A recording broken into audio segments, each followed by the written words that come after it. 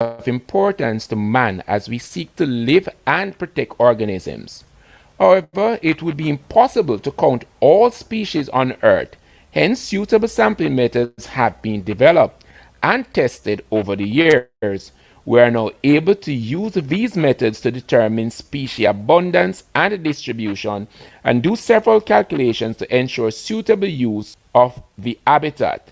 In this experiment, we will be finding out the density, population size, and percentage frequency of nutgrass. What is the quadrat? Let's have a look at it.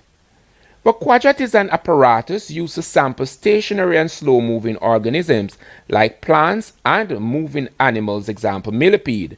It is a 1 meter square shaped frame. However, smaller types can be found. It is made from metal or suitable material. How does it work?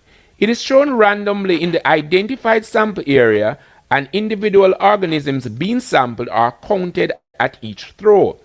The number of organisms are recorded in a table after each row for that row or a 0 for no organism. The number of throws should be 5 to 10% of a sample area size.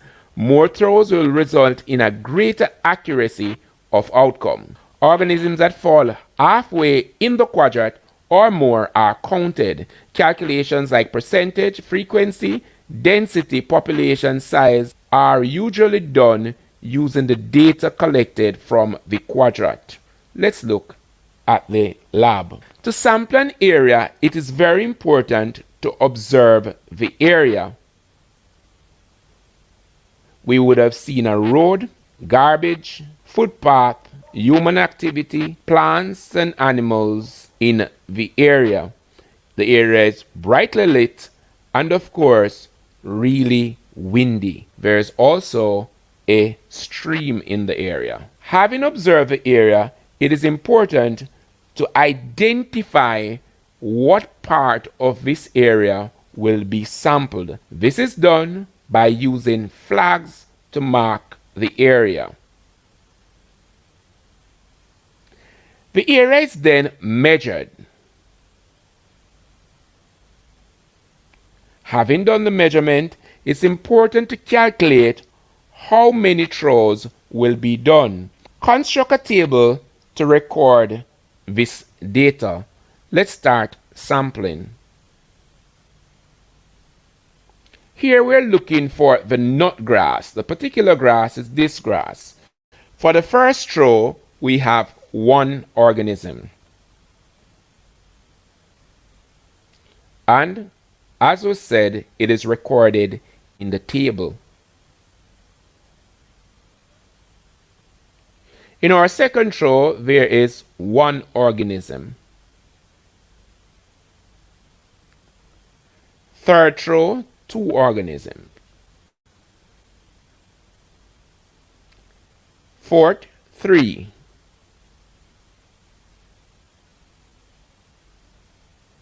Fifth, 2.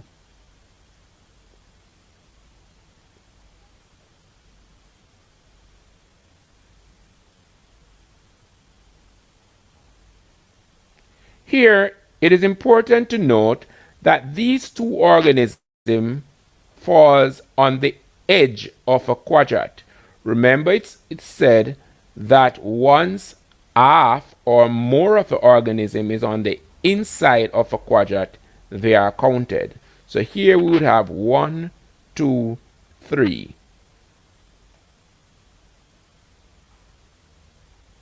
The same is true here.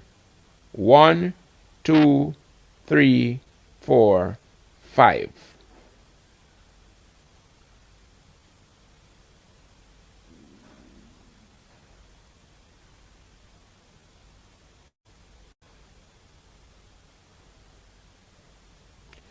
The distribution of organisms will always be determined by biotic and abiotic factor. For the area sampled, we would have observed that there are areas where it is affected by human activity.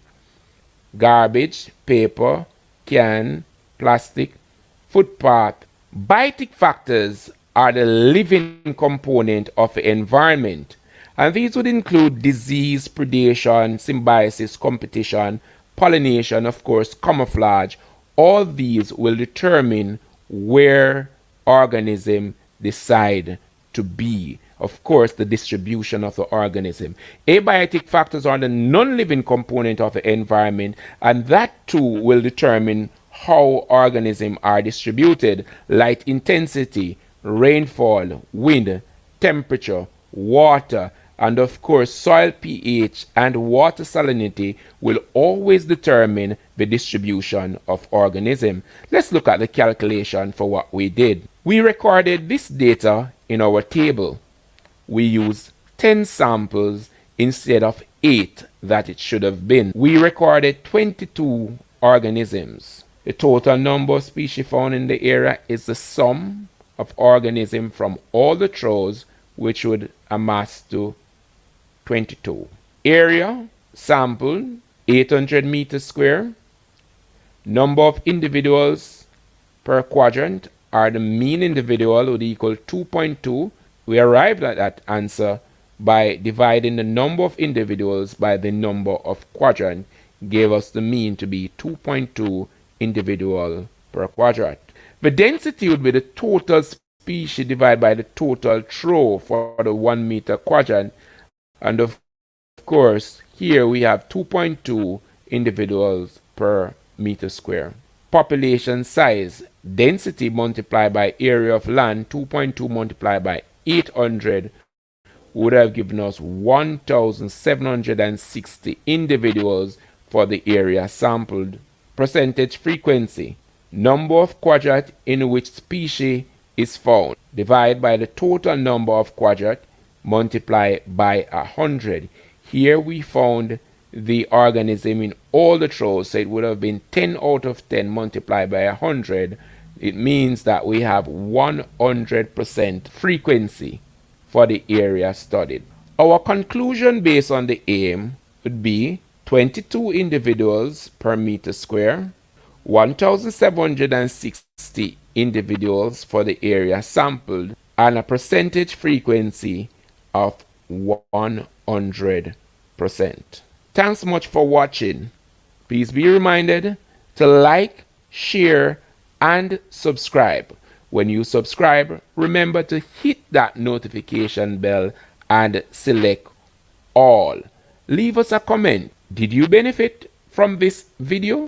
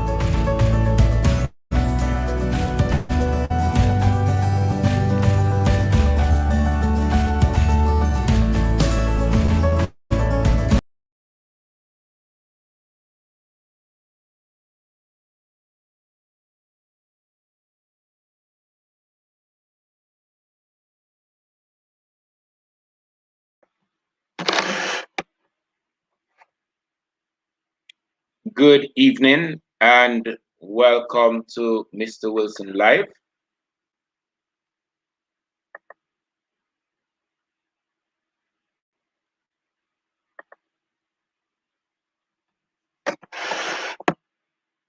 Good evening. All right, great. Can you hear me? All right, great. I think so, based on what I'm seeing here. Can you hear?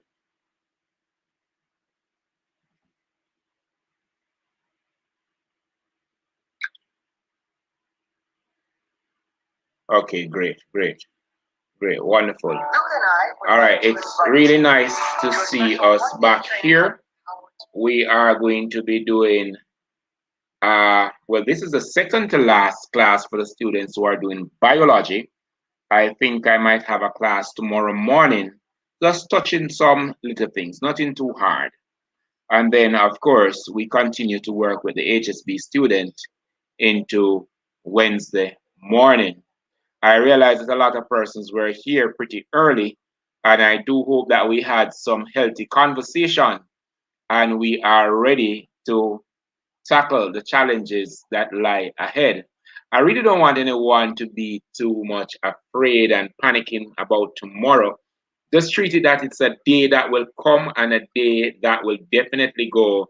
And you're just going there to do your best, right? There's nothing you can do but your best. We can't say, well, I can't say for sure what is going to be on the paper. I do believe that some of the points that I did put out some time ago, let me just share that with you. I think that we're going to be seeing some of these on the paper. I call those, but looking at how the paper would have changed over time, and what I would have seen on the 2021 January paper, it could mean that we might see a little different paper. But once we would have studied, once we would have been following the guidelines of the teachers, of the vloggers, there are many vloggers, then we are pretty much on our way to success. So I really don't want anybody to be panicking. I don't want anybody to be crying. I want you to just relax. I remember when I was studying, like tonight would have been an all-nighter for me because definitely I'm going to put in all that I need to put in getting into tomorrow. It's very important for this show. If you don't have your past paper, then you are going to need to have a book and a pen or pencil so that you can make your little jottings going into tomorrow.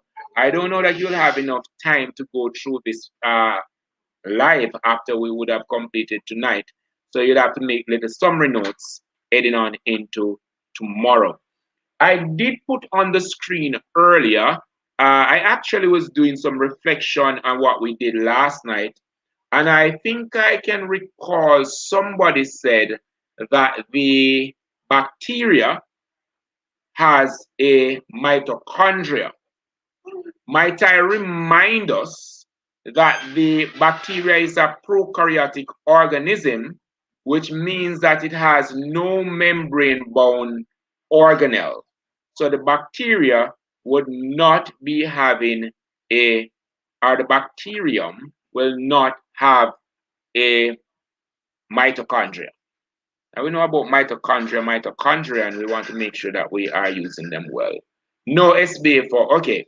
I think that was a question that was asked last night about SBA for the students who are doing doing HSB this Wednesday. The students who are doing HSB this Wednesday, you have no SBA.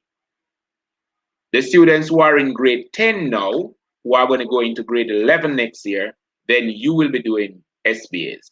Now, for the persons who differed, I really don't remember what is the situation as to what you will be doing or not be doing as it relates to CXC. I don't know the exit pathway, as it were, for HSB. I'm very sorry. I think I need to do some research on that. When we sit the HSB exam, what it is that we're preparing for, I am not really sure. What I know is that it might be a little more expensive for some persons now, as in a lot of cases, you might be required to go on field trip. These field trips should have always been a part of a study, like going to see a sewage plant, going to see a water treatment plant, that type of a thing, going to see a polluted area, going to see a landfill. All these should have been a part of the teaching learning exercise ever since we started doing HSB, not just now. What I know as a teacher for environmental science, I know that the HSB syllabus now is closely in line with that of the environmental science syllabus. So for the persons who are doing agriculture, social study, HSB. If you ask me, you are right up the alley for a 1 in Cape Environmental Science, based on what I have seen. My lighting is pretty poor, but it's the best that I can do. Um, but I try my best. It's the best that I can do. I understand. Hopefully, we'll get some sponsors and some new equipment, and things will be better soon. But for now, this is what we can do. I do apologize and hope that things will get better. So I take it that a lot of persons are now ready to go, but I don't know where you're from. And one of the things I like to do is to just find out where my students are from. I love to know if you're from another Caribbean island, just say your Caribbean island. There's no cost for saying it. I just like to know the reach. And if you're in Jamaica, just tell me which parish you are. We want to know the extent of our reach. So we're asking questions like these, not to charge you or kick you out or anything, just to understand better how we serve and pretty much how we should prepare to serve. So for that reason, we ask, where are you from? Which parish are you from? Which island you're from? That type of a thing. All right, great. So I'm seeing St. Anne, I'm seeing St. Catherine, I'm seeing Trelawney, I'm seeing St. Lucia, I'm seeing St. Kitts, I'm seeing St. Catherine. I am seeing Kingston, I'm seeing Clarendon, I'm seeing St. Mary. Oh, we're in St. Mary. Great. I'm seeing St. Kitts. Trinidad and Tobago is big in the area. St. Kitts is here. Tobago is here. So we really have it. It's like a tentacle that we have out there. Where's Guyana? I'm seeing St. Catherine again. So we realize that we have almost covered. Oh, I'm seeing Portland. I have a brother who is a teacher in Portland. All right. Guyana is also here. So we really, really have a big spread across the Caribbean and pretty much a nice spread across the island. So I do hope that you have been telling persons about us. We're seeing Westmoreland, that's way down west, and we're assisting students in Westmoreland. We're really, really honored, right? So I see here that we are in all the parishes. I don't know what is that on the screen. That's that last thing there. Just before Manchester. Can you tell me what it is? I really don't know. I'm sorry. Manchester is also in the house. Grenada is here. St. James is here. So the reach is far and wide. I hope that I'll pass Smiley.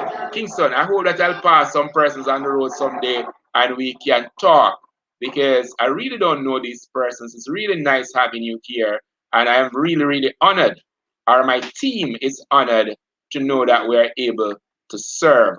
Somebody sent a message to me today. The person was saying that, oh, you are the current Springer of biology and HSB. I don't think that I am great like Kern Springer. I mean, I look up to that fellow. I tell you, he's a true philanthropist and I really admire him. There are other vloggers that I really admire. I can think about Michelle that does biology tutor. Yes, we talk. Not because we have the same product. Yes, we talk and we live a real civil life, right? Yes, I talk to the other teachers. I subscribe to the channels and so on. So understand that this is a friendly atmosphere and a really family-filled atmosphere. Okay, great. We have the entire island here, all parishes.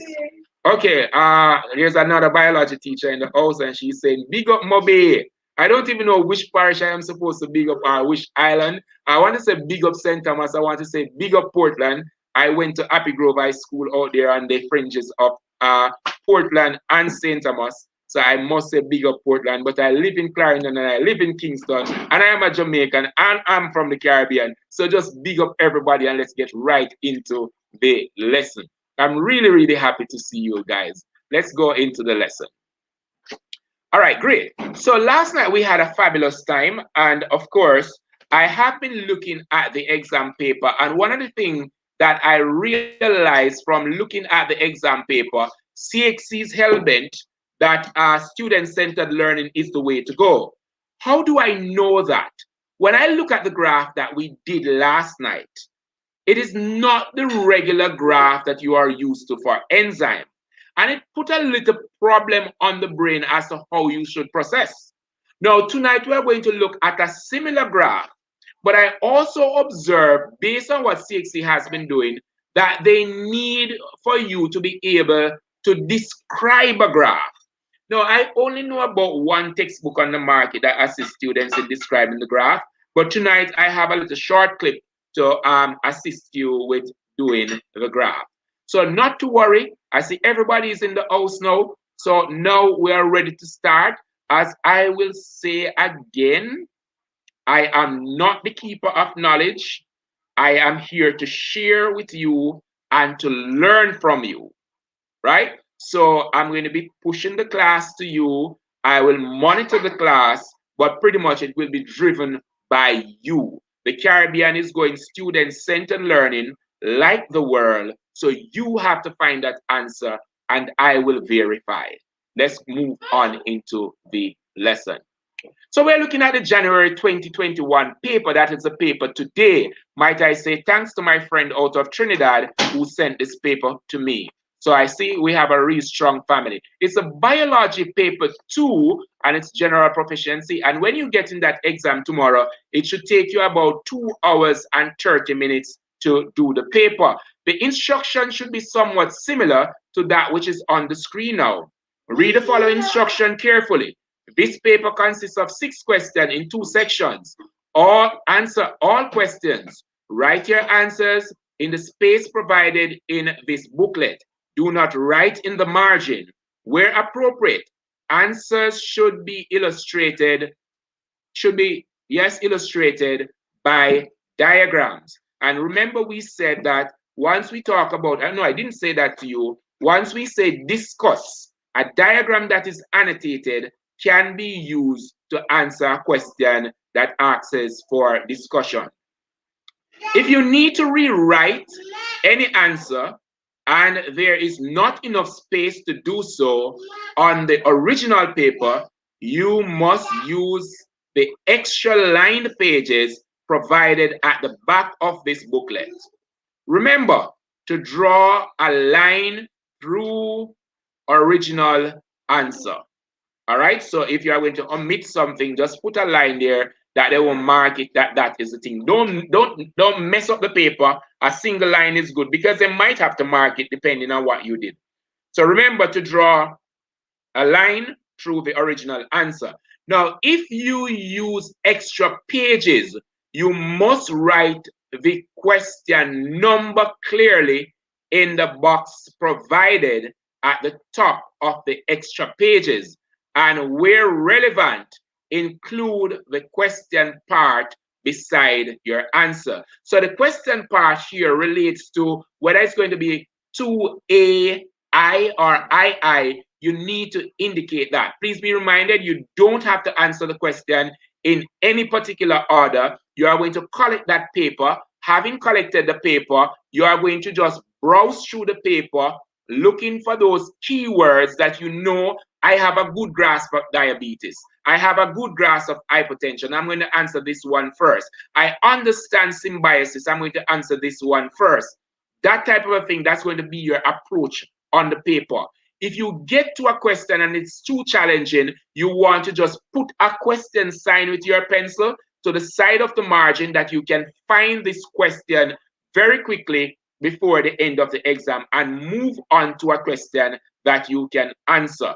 If you have actually skipped out a question in section and for question 1, just put something noted somewhere on a paper that you don't have to keep searching back and forth to find out what question you have missed out on or you skipped. Also, be reminded that this is a biology exam, so you are required to go to the examination with a geometry set, preferably one of the Oxford geometry set with the scientific stencil. It is advised that you carry a piece of string so that if you are supposed to draw a millipede and calculate the magnification, you can use that piece of string. But if you don't have a piece of string, you could use the same technique that you use when you were doing map reading, that piece of paper and turn around and that type of thing to get the measurement. So now that we have mastered entering the exam and what we're going to do, we can do our final practice paper and get into the exam. No need to be anxious. We are required here to answer all questions. We are supposed to write the answers in the space provided in the booklet. what you are expected to do, and now you're going to be writing your answers in the chat. You're going to state 2 reasons why enzymes are referred to as biological catalysts. Let me have that in the chat. State 2 reasons why enzymes are referred to as biological catalysts. Here we go. I'm checking the answers.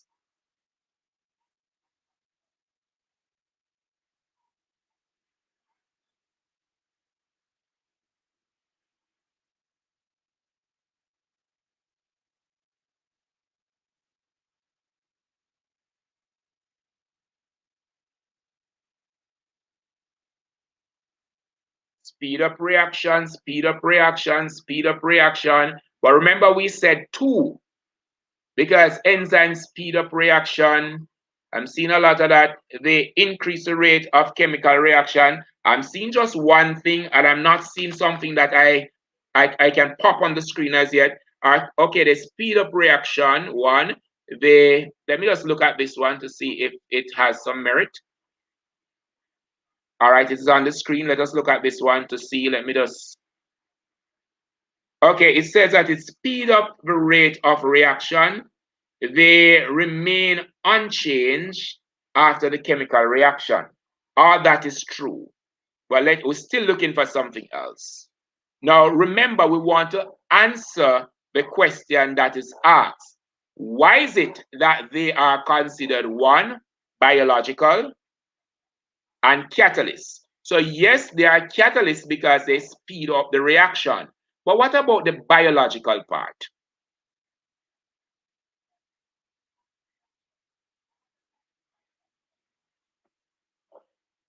All right, so we don't want to miss that. All right, so I'm still looking for that buzz answer. Why are enzymes considered to be biological catalysts?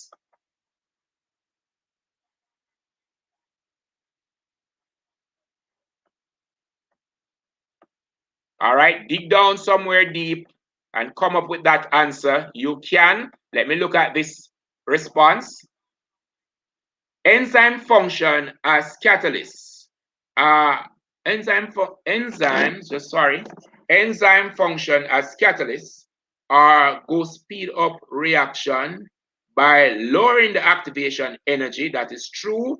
The energy accelerates the chemical reaction throughout changing its equilibrium.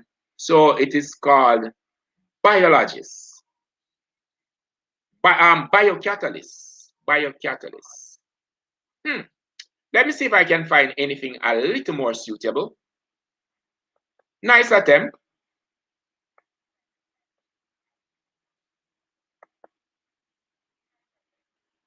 All right, anybody else want to throw something in the ring?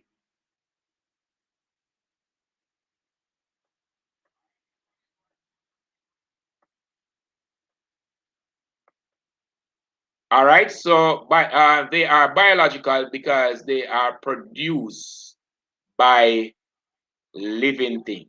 That is very close. That is very, very close. So, Lydia, you are burning.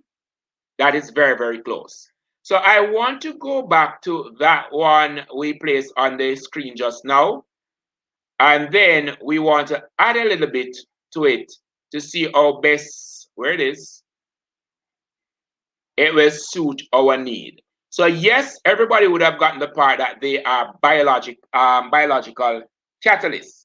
But we must also remember that they are organic compound, which is of course made within the organism, and it is actually within or a part of the organism, which makes it biological catalysts. All right, so biological is made by the organism, it is within the organism, it forms a part of the organism, and of course, it speeds up a reaction. Hence, it is considered to be a biological catalyst. So I'll say that again.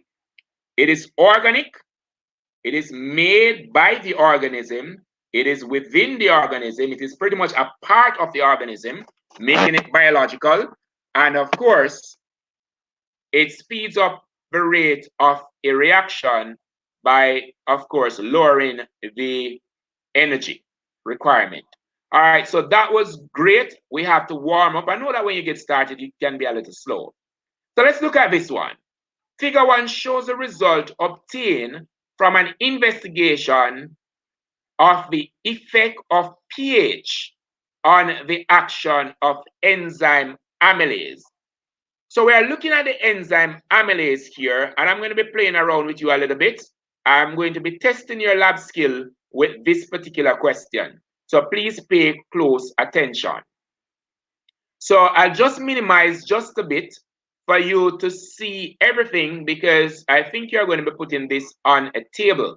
So if you observe here on the x-axis, it is saying that it is a pH of starch solution. And then on the y-axis, it's the time taken for amylase to completely break down starch. I'm just going to pause a bit. I want to, being that we're going to start that, there's something I've prepared for you. And I'm going to be drawing on screen. Please take out your pen and pencil and just write this down quickly. It is nothing new that you will have to learn. It is just something that you will have to activate. All right, so on a graph, you'll see a straight line sometime looking like this. We did a graph like that. Now, that type of a curve, we could, when we refer to this type of a curve, we could consider it that it remains. We use the word remain. Usually that's a STEM word. We use the word remain, stable, or remain constant, or consistent, depending on what you are looking at. So if you are going to be describing a line like this on the graph, you want to start by saying it remained stable, constant, or consistent. Very good. So that's the first one. Then we're going to look at this line. And of course, this is fluctuation. That's fluctuation. We're also going to look at a curve that is showing some form of increase. Now, an increase could be looked at as a climb, grow, or rise. But of course, you will admit that an increase that is, of course, referred to as a growth, a climb, a rise, could also be modified by saying that it grows slowly, or it was slow growth. The growth was steadily, or other words that could be attached to it, slightly and gradually. So that's slowly, steadily, slightly, and gradually. Now we could also attach rapidly, significantly, sharply, dramatically. All those are words that you could use to describe an increase or decline shown by a curve. So that here we have an increase, and a curve coming in this direction shows a decline or decrease. So here we're seeing a decrease, here we're seeing an increase. We want to ensure that we could talk about that. Now for the decrease, we could refer to that curve there as a decline, decrease, drop, or fall. And of course, there are times when fluctuation is not that sharp. And of course, we could also modify the way we speak about such fluctuation. We're going to move forward with the graph. I do hope that those words will help you as you learn and practice describing graphs. Now, record the result presented on the graph in figure 1 in a suitable table. So I'm going to be asking you the questions now.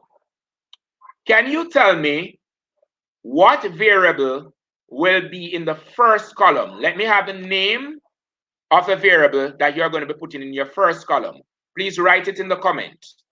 The name of a variable that will be in the first column.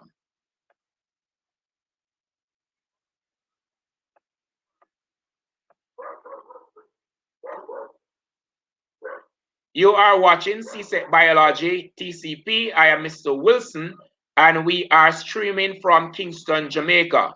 Please be reminded to like, share, and of course, subscribe. When you do, remember to hit that notification bell so that you will be notified as soon as there is information pertinent to you. Also be reminded of my books that will be coming out in August. I really want you to do some reading there. Some are science books, some are fiction, a couple of books coming out. And we also want to have some persons sign up to TCP Academy. That is our paid platform.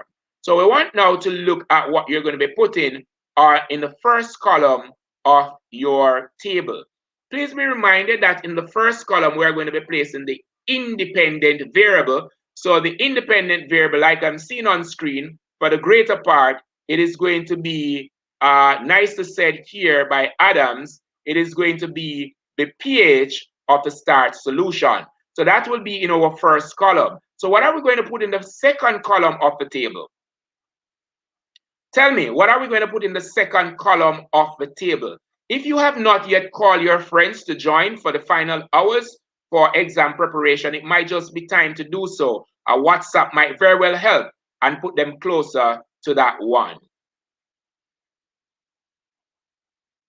All right, great. So we are looking now at time. Someone said time, but we really want to put everything that is there, the entire description of this y-axis. We'd love to have that in the second column. Of course, the title for the table is definitely going to be the title coming from the graph here. We're going to put this as a title for our table. So definitely we could just draw that table up very quickly. It's pretty much just a square.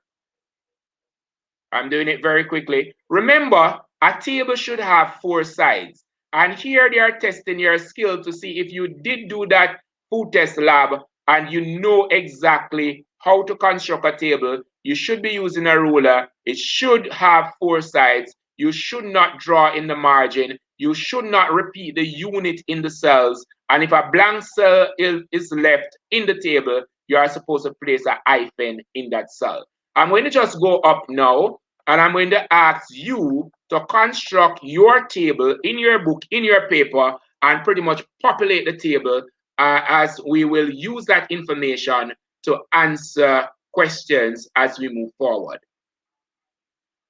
So remember, when you are reading your graph, you're reading from the x-axis. When you are reading your graph, you are reading from the x to the y. So the x-axis is the axis at the bottom. For those persons who can't remember, that one there is the x-axis, and this here is going to be the y.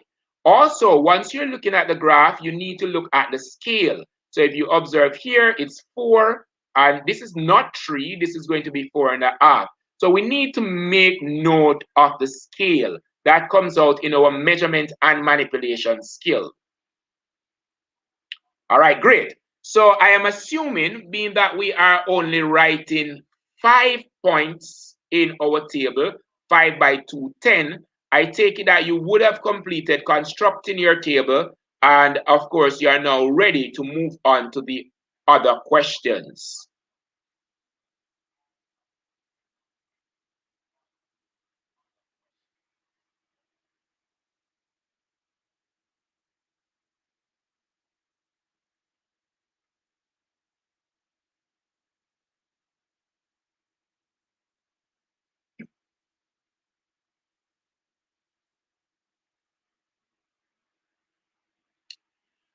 Please do not get carried away by what is not coming and what is coming.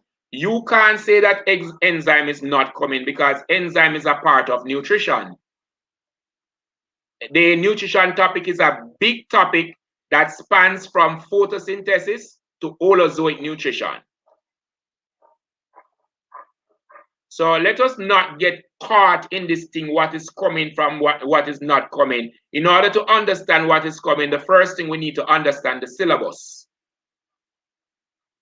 So let us not only study, I hope that we just didn't study what we saw on that paper, because what is on that paper, it has tentacles.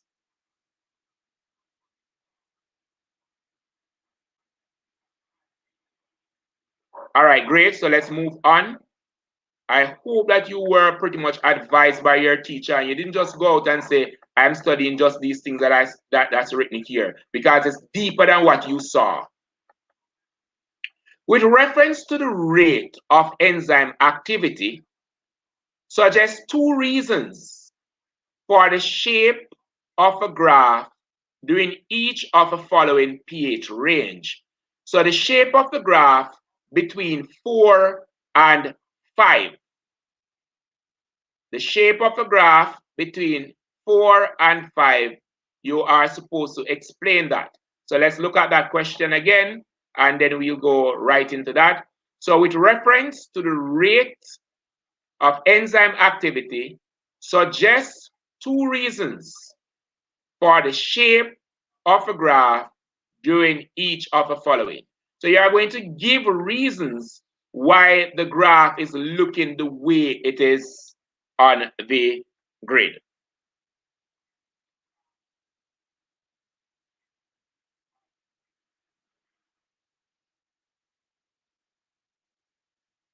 All right, so we're going to be taking those answers now.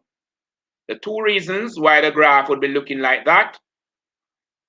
Make sure that you pay attention to what you're doing, because what we have found out is that persons are answering based on what they read in their textbook.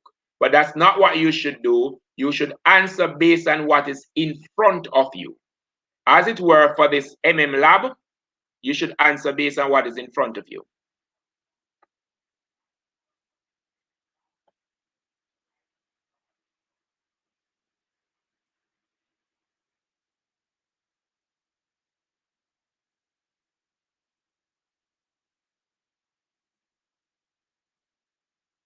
Yes, you may need to carry a calculator to the exam.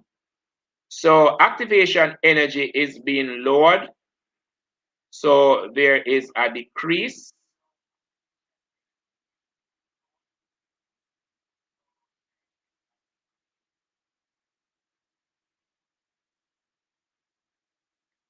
I think that we are forgetting the questions. I think we have forgotten the question.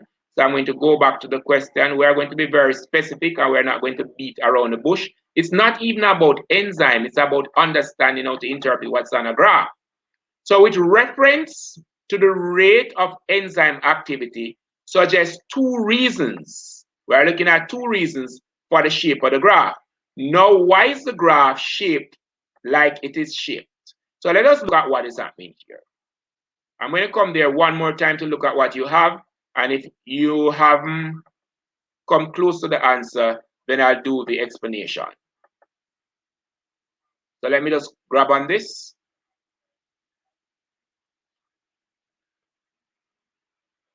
The shape showed a decline from 4 to, yes, reading, because the amylase started to work at a faster rate due to an incline in the alkaline environment.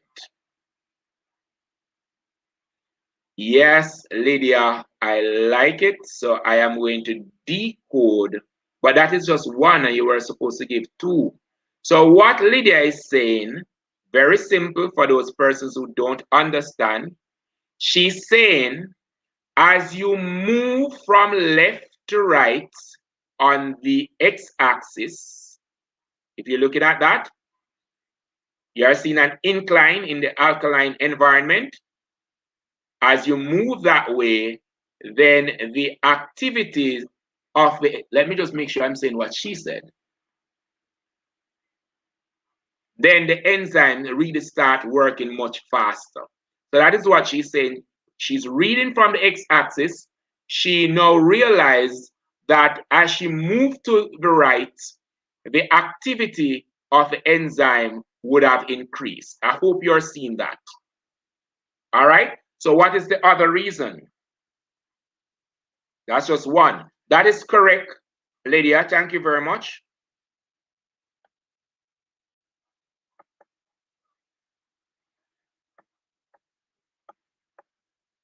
We're supposed to give two. What's the other?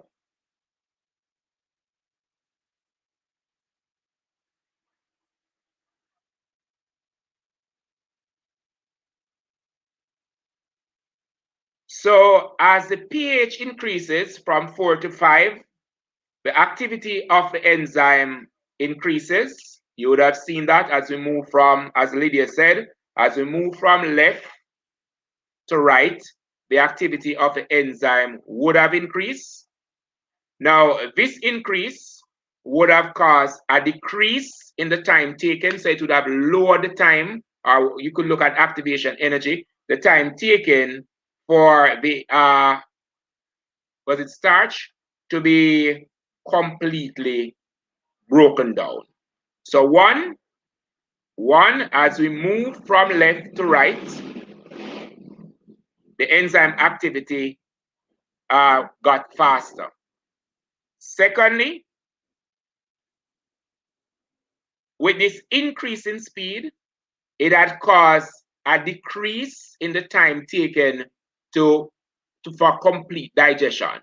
And because of that, we have a curve heading downward. I hope we would have seen that. Right? So just let me go to that one more time. I think I would have lost a lot of person. So I'm going to go right to the graph and help you to interpret the graph. All right, great. Now, this graph, I am sure that you are accustomed to this graph from your enzyme class. When you did enzyme, you did a graph like that. And you can tell me everything about this graph. I'm sure you are going to tell me that optimum is right here, somewhere in the middle there. But when the graph now turns upside down, you're having a little problem. So you remember when we started our graph, I said that you should always draw the directional line. So this directional line tells us that time is increasing in this way. And this directional line at the bottom here tells us that the pH is increasing this way. So we are moving from a more acidic environment into an alkaline environment. Now look what happens and look carefully. Now as we move, the whole objective of chemical digestion is to break down the food into a manageable or into a portion that it can be absorbed by the body. Now, this is a process that you really want to get done very quickly as possible. So when we look at what is happening here with the enzyme, as the temperature increases in this direction, not the temperature, the pH, sorry, as the pH increases in this direction, if you observe here, we were at 110 seconds. It was taking 110 seconds here, but as soon as we move over to 6, you realize that the time taken would have fallen. So remember, this curve is showing you that it has fallen.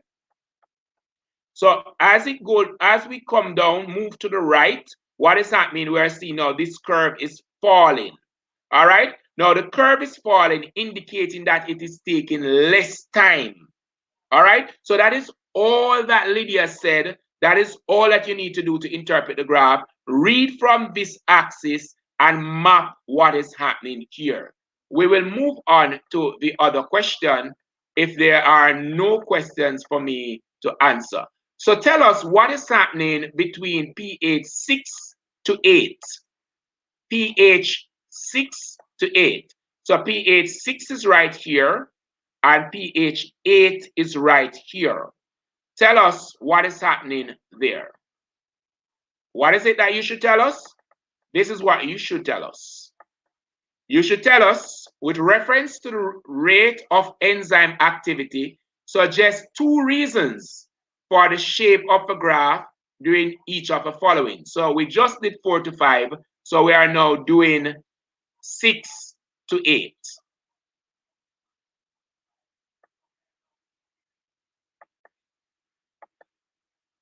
All right, so I am back and I'm looking at what is happening now. Okay.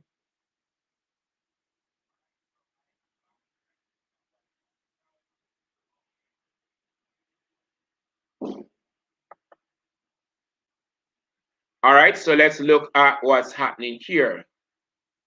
It's an upward close. Upward slope is seen as the enzymes, as the enzyme is being denatured. Nice place to go. Past the optimum pH. So the enzyme, of course, they are being denatured, but that's one thing. What else is there for us to look at? That's a very good attempt, very good one.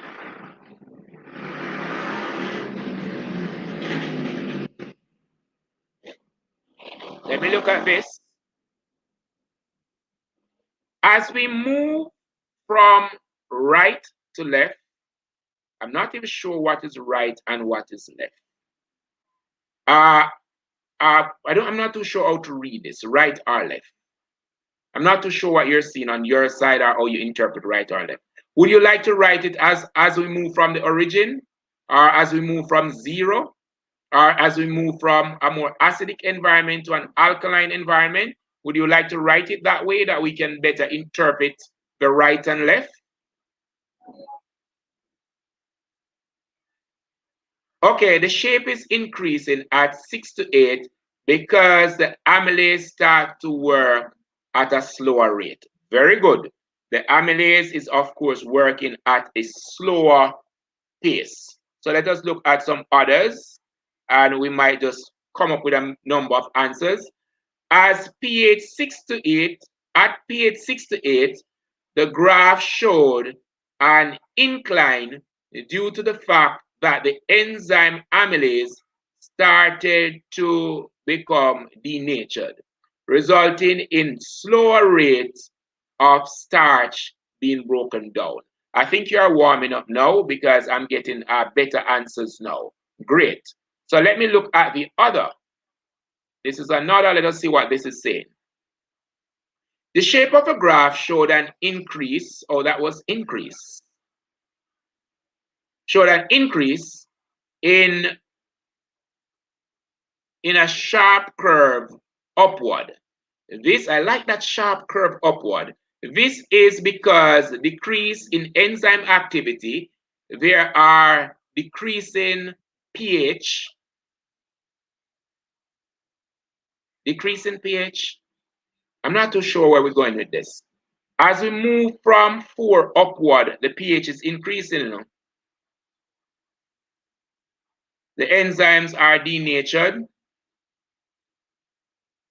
which are no longer effective. Let me look at what girl is saying. So at pH 6, the graph was at its minimum. Minimum is not a tricky word here, was at its minimum point because the optimum pH for the enzyme amylase has arrived following this. As the pH increase, the enzyme become denatured. The answer is within most of the stuff that I would have heard. So as the pH increases from 4 upward, the enzyme activity decreased. We can see that, right? So the enzyme activity decreased, so it's taking a longer time now for the process of digestion. This resulted in more time for the starch to be broken down. All right, pretty much that's where I would have expected us to go. But nonetheless, we are getting better as we go along. All right, so let's move on into the other question. Now, suggest one reason why the graph has a U shape. Suggest one reason the graph has a U shape. Now, I want you to pay attention to the mark here. So you really don't want to write an epistle.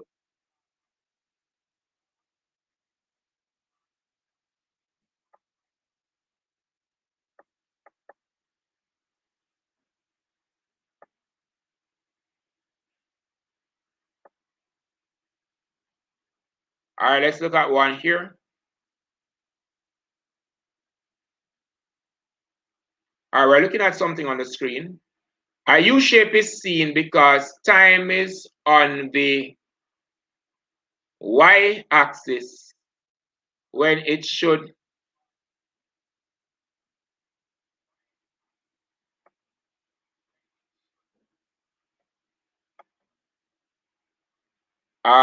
I take it that you are new to the class, so I'm going to help you.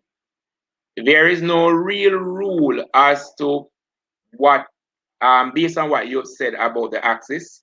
It's that the axis is going to take the information based on whether it be the dependent or independent variable. So you need to get up to speed with those two words that you can, of course, interpret the thing a little better. But nonetheless, you will learn as we go along. The enzymes are denatured after reaching the optimum temperature. Yeah, so they denature, the enzymes are denatured, so it's like the reactions start going the other way. So pretty much it is because of a change in the enzyme activity, and the change in the enzyme activity, I like this one that Faith James said, because there's a change in the enzyme activity, they were all up and running, and then they became denatured, so you understand that the reaction is pretty much taking a different turn. So it's pretty much because of that change in the enzyme activity, as Faith James would have said here, the enzymes are denatured after reaching the optimum. Is it the optimum temperature or optimum pH? After reaching the optimum pH. All right, I feel like I'm going a little too fast for you guys. So I think I might just slow it down. All right, here we go. This is going to be a little nicer thing for you, I think. We are supposed to look at what is here. I want you to pay attention to this instruction. Use the graph in figure 1 on page 4 to predict how many seconds it would take for amylase to completely break down starch at 5.5 pH. So look at 5.5. I am going to increase or magnify the graph, and you are going to give me your answer. So just let me go.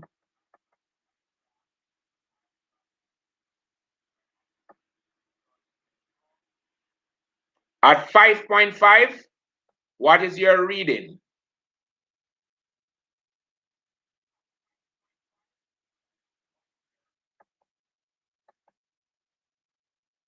What's your reading at 5.5?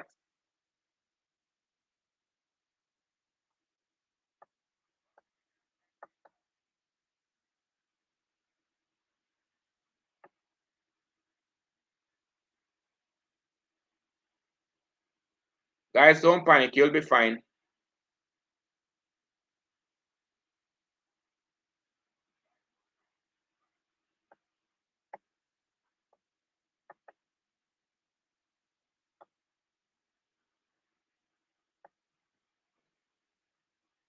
Okay, so I am getting some readings now. So no, okay, great. Some more persons are answering. So you didn't like the first part. That upside down graph is giving you a fight. I understand. All right, so I am seeing 30s, I'm seeing 60s, I'm seeing 29, I'm seeing 24, I'm seeing 30s, 28, 29. Okay, 24. I am seeing. Okay, so being that we have all these different numbers, it means that we can't agree on what the answer should be. So what I'm going to do for you now, I'm seeing this one. I think I like where this one is going. So it is on screen. So I am going to show you now what we're going to go do here. And this is why I said to you that you will need to have a geometry set for your class tomorrow. So I am going to just magnify it a little more, just a little more, and I'm going to carry it up on the screen. There we are, and we're looking at 5.5. So 5.5 is going to be somewhere here. Great. So what you'd want to do, you probably want to place your ruler along this line. and then you are going to take out one of those. I don't know if you're called set square, one of those triangular looking thing in the geometry set. And then wherever this black line, this curve here, wherever this curve intercepts this, so we're looking at this curve. Wherever that curve intercepts this line, we are going to take the reading. Now, if we look at this carefully, we have to look at the scale. So here is going to be 10. So if that is going to be 10, this is, of course, going to be 30. Great, 30. So if that is going to be 30, then each of these lines, 1, 2, 3, 4, will be what? So it's 20, 2, 4, 6, 8, 10. So each of these little lines here will be equivalent to 8. Now, if we look at this carefully, this is the 8 mark. Right here is the 8 mark. Now, is that 8 mark where the intersection is? So now I'm giving you a clue. So see if you want to go back and change the answer that you have there and get a more accurate answer. So let me see what you'll do now. Is it still 30 and 29 and 40? What is no? Persons want to keep the answer? All right, just write over your answer.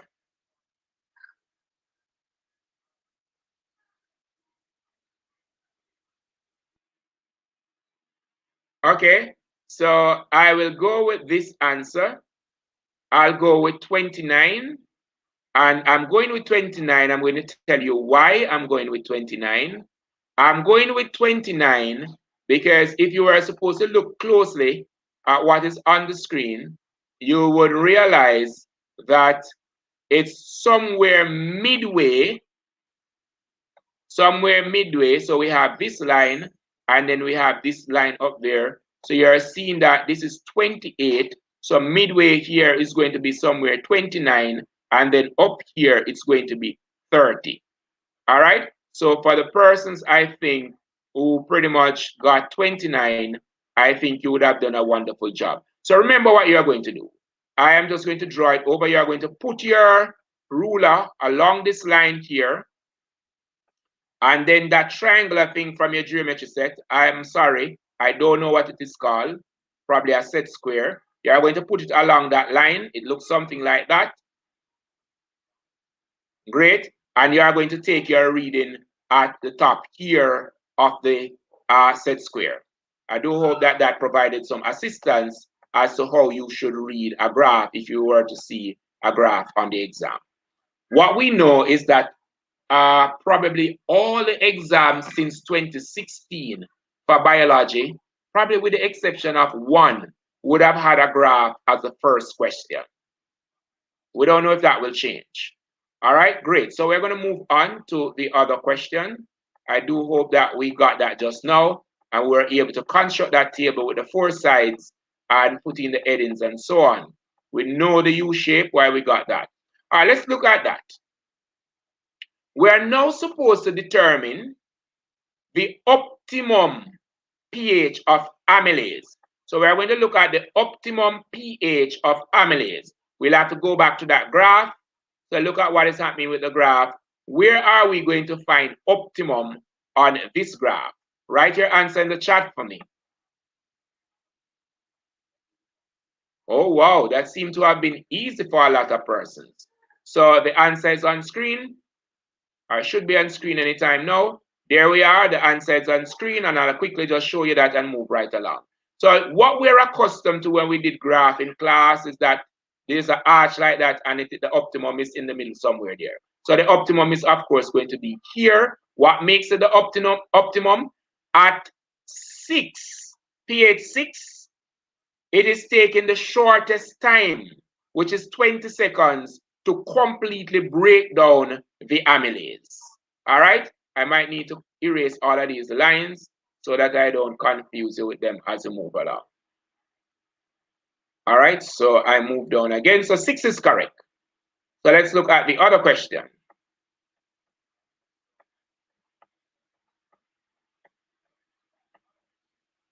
All right, great. We are now going to predict the pH at which amylase would completely break down starch at 80 seconds. So we want to predict.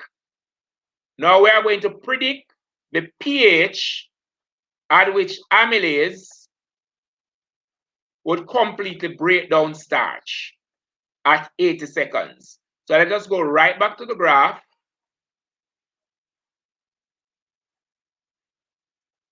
I will have to, okay, let me just try and set this on the screen for you. All right, it's a little too big. And I will provide some assistance as much as I can. So still need to go a little smaller. All right, great. So we want to know here the pH. We want to predict the pH that starch will be broken down at 80 seconds. So when it's at 80 seconds, what will it be?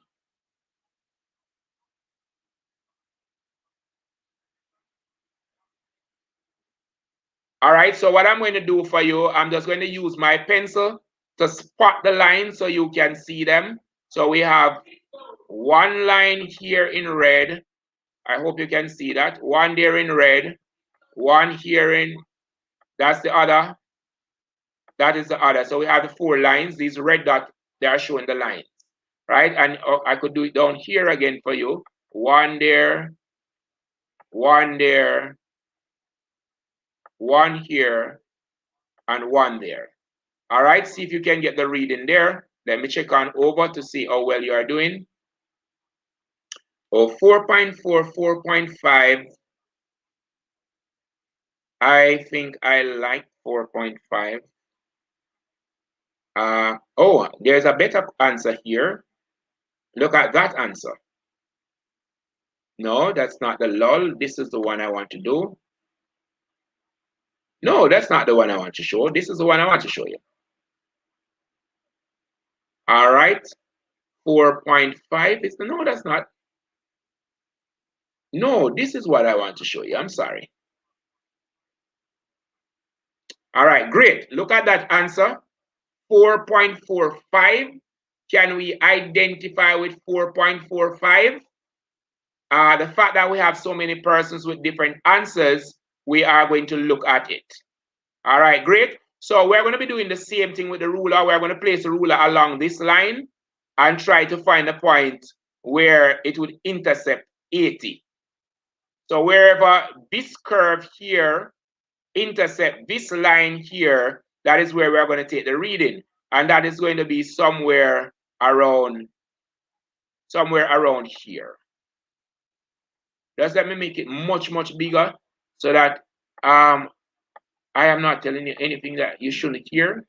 All right, so I'm going to, and if you need to raise me up, just raise me up. No, sir. All right, great. So we're looking at it there. And let me just draw the interception. So we're looking at 80. This is 80. So it's intercepting right here. And here is the line coming up. And here is the other line coming up. And let us just go down. I'm going to carry this information down to the bottom for you to see if it will better help you. So just let me erase this for you. And then this should help you in understanding how we came up with that answer. So this is one of the lines going up. The interception is somewhere right in the middle here. And then we would have seen the black line. All right. So what is going to be your reading? All right. So look at this. This line here, this red line I drew just now, that is going to be 4 point. Is it going to be 4.5?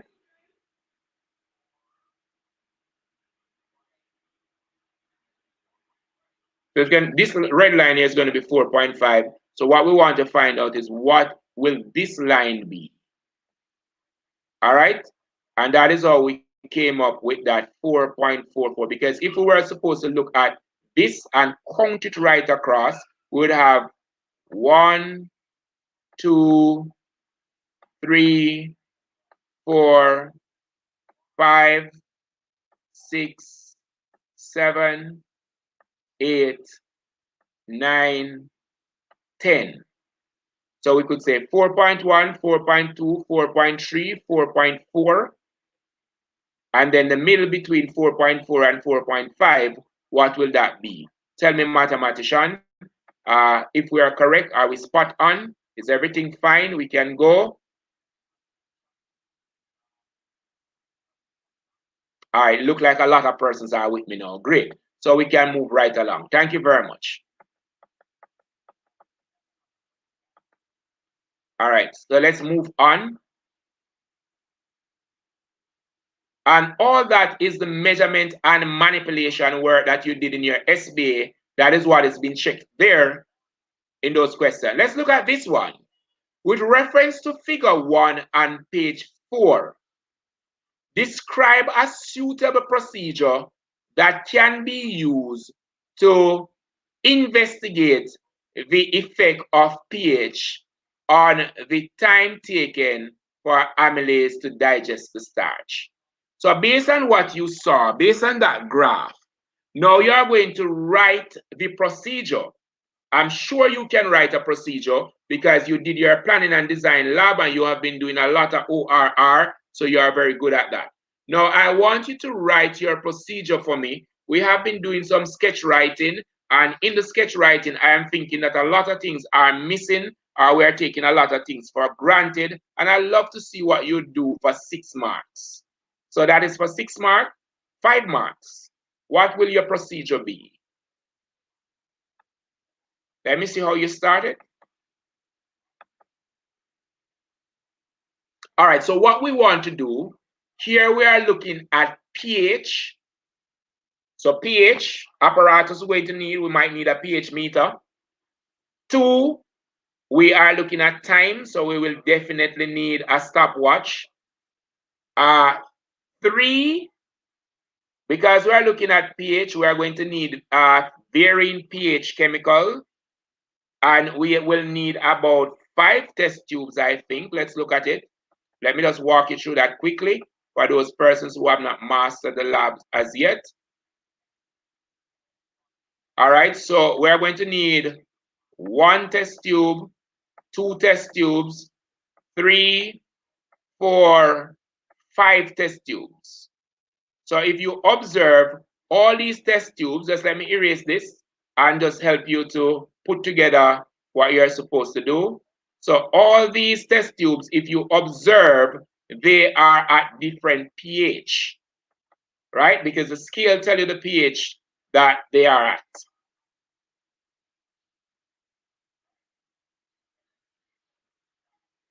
All right, so here we have it. So we're going to need a chemical with these varying pH, right? So very quickly, we could just 1 tube, 2 tube, 3 tube, 4 tube, 5 tubes. And then of course we are going to measure whatever we are going to measure. But remember that the tubes are supposed to be labeled, whether you are going to label them as, let me start here, we probably could label this as 8, pH 8. We could probably label this as 7. We could probably label that as 6 and 5, that type of a thing. We would have to do that.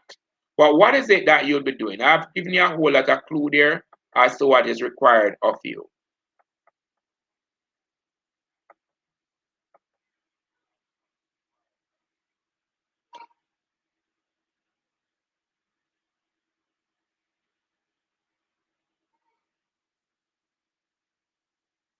All right, universal indicator. What lab? Teacher just sent me the mighty Jesus, don't do that. So is it that I should walk you through the lab? All the labs are on my channel, you know. Please don't do that to your school or your teacher, because if you do that to your school or teacher, CXU is going to audit your entire school and nobody will get a grade from your school.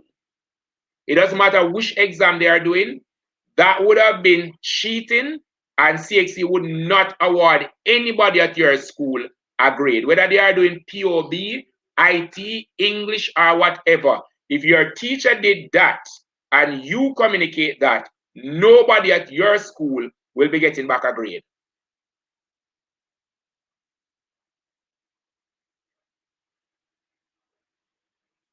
All right, so since you all have challenges, just let me walk you through it. And last night I thought that we knew what to do, but I'm going to walk you through the procedure. Not a problem. That's why we're here. All right, your procedure, the first thing you need to recall is that the procedure must be written in past tense. It should have few or no grammatical error, and of course, it should be in some sequential order. So we are going to set up the experiment. I'm seeing something, so I'm going to grab it off the screen. We are going to set up apparatus. Secondly, we are going to add starch sample with pH in test tube, and we are going to label them. We're going to label them. So we need to label them. We are going to four start sample of pH 5 in a test tube. I'm not too sure when I'm reading 1, 2. I'm not too sure when I'm reading 1, 2, 3, 4. Start sample of pH 5 is a test tube labeled 5. Okay, you are saying that starch solution 5 is a test tube labeled 5. Okay, start sample of pH is a test tube labeled that. You could use less word to communicate the information you are communicating. All you needed to say, okay, 5 test tubes were set up with these varying temperature. The tubes are labeled respectively, that, that, that, that. And then you would have had it a little easier with the language to communicate to your teacher. So let's look at this one. Collect apparatus, and we are going to cut the potato into equal diameter, or we could crush the potato and weight and length. And then we are going to place equal amount into 5 test tubes, and we are going to place equal amount of amylase in each test tube. This sounds as if it's going somewhere. Great. So now that we would have done this, that Casanova would have said, now we are going to be adding the varying pH to these tubes at the same time. And then we are going to ensure that the stopwatch, we start it at the same time and we are recording the observation. So here, having done that, but what I am seeing here though, Casanova, and I'm going to hit you for this, is that remember that your procedure must be written in the past tense unless it is a planning and design lab. So your procedure at all time should be written in the past tense unless you are doing a planning and design lab. So I'll go with your stuff. So all apparatus and material were collected. The amylase solution was also secured and measured at 5 ml for 5 test tube labeled 4, 5, 6, or 4 to 6 respectively. 5 ml of varying pH solution were measured. So 5 test tube with varying pH solution, that pretty much we did that. After which all the varying pH solutions were added to the respective test tube at the same time, at which point the stopwatch was, or we started the stopwatch. We observed the experiment, or the experiment was observed until there was no effervescence, until the effervescence stopped or the bubbles stopped emanating from the reaction, and we recorded at all interval what happened. All right. So there are many ways we are going to get persons writing varying procedure here, and it might not be said the exact way I said it, but pretty much that is the gist of what is expected of you. Remember, it must be in the past tense. Remember, it must be in the past tense. All right, great. Let's move right along.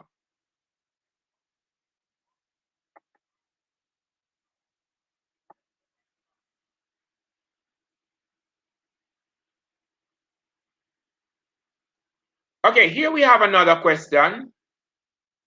If a food molecule is too large, salivary amylase will take a longer time to break down the food molecule. Considering this statement suggests two ways in which mammals can decrease the time they take to break down the food molecule. So it suggests two ways that you would break down this food molecule so that it can be digested much faster or easier. Two ways.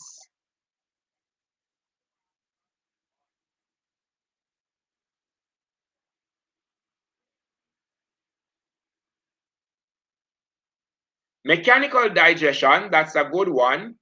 Or chewing, it's pretty much the same.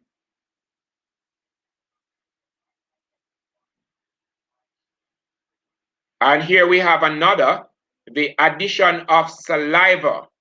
So that's what we're looking for. It's going to be saliva or water. So mechanically digesting the food or chewing the food.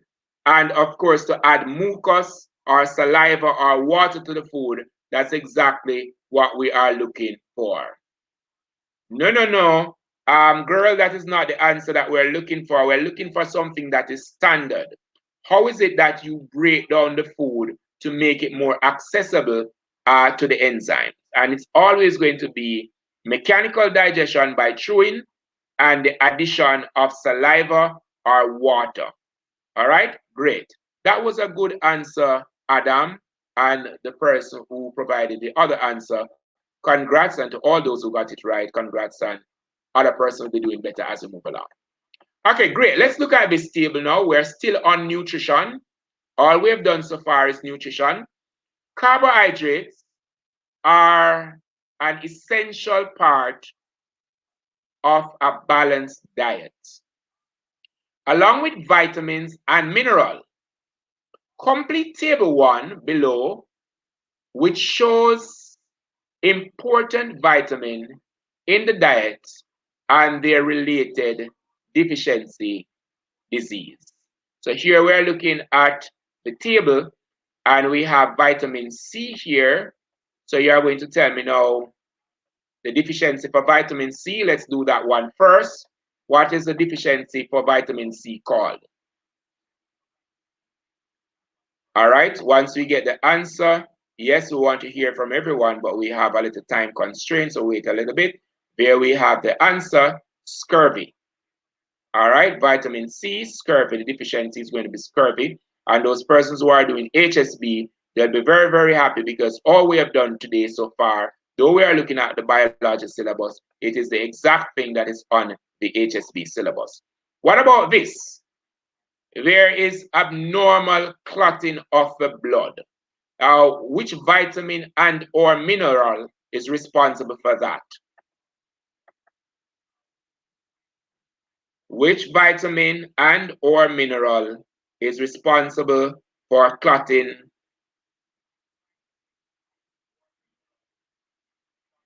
So I'm seeing vitamin K, which is a popular one. That is the popular thing for blood clotting. But is it the only thing? So vitamin K, yes, but there's also a mineral.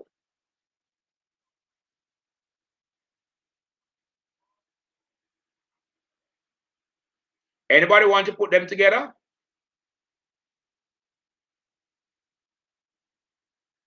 So we are looking for vitamin K and we are looking for calcium. So vitamin K and calcium are the answers that we are looking for this particular question. Very well. So make sure that you know that because I have seen this on your multiple choice myriads of times. All right, so you need to know that. Blood clotting, calcium, and vitamin K. Vitamin C deficiency, scurvy. Now explain one way in which each of the following cells defend the body against disease. Remember that we did this question last night on the 2017 paper. All right, how does the white blood cell defend the body? How does the platelet defend the body? And that will, of course, take us to the end of question number 1.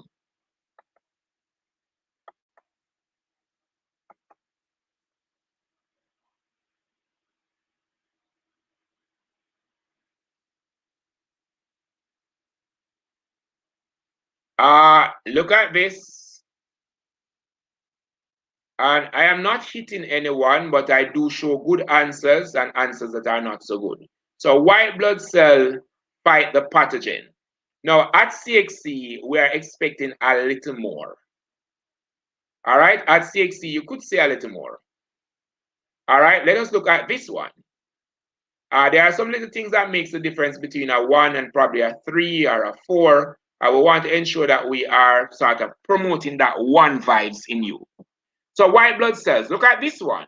The phagocyte engulf pathogen. That tells me that you understand the role of a white blood cell. And here we're seeing that the lymphocyte, they produce antibodies, which of course is going to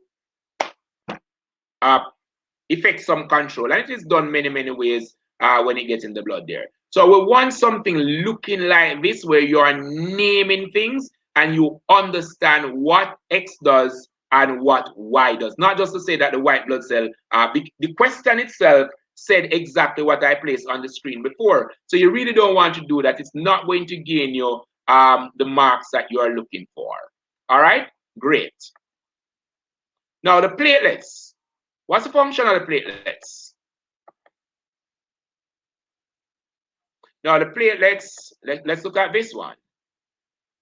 All right, so the platelet would of course cause the blood to clot when it is of course exposed to oxygen. So the platelet this is a good one. So when you get a scar or a cut there, this is definitely what is going to happen. I think you have that part locked. I don't know if you need to study that again, but you are over the hill where that is concerned. So we are finished with question number 1. Now, surprisingly, question number 1 was nutrition in animals. Now, question number 2 is nutrition in plants. And this is the January paper that they did this year, January. The bio students, that's what they did. So let us look at what is on the screen. And before we answer this question, there is something that I want to show you heading into the exam. Now, if you ever see a diagram like this, and within the vascular bundle here, you are seeing anything drawn looking like this, with 2 little eyes or any dot inside of it, what does that represent? Can anybody tell me in the chat, what would that represent?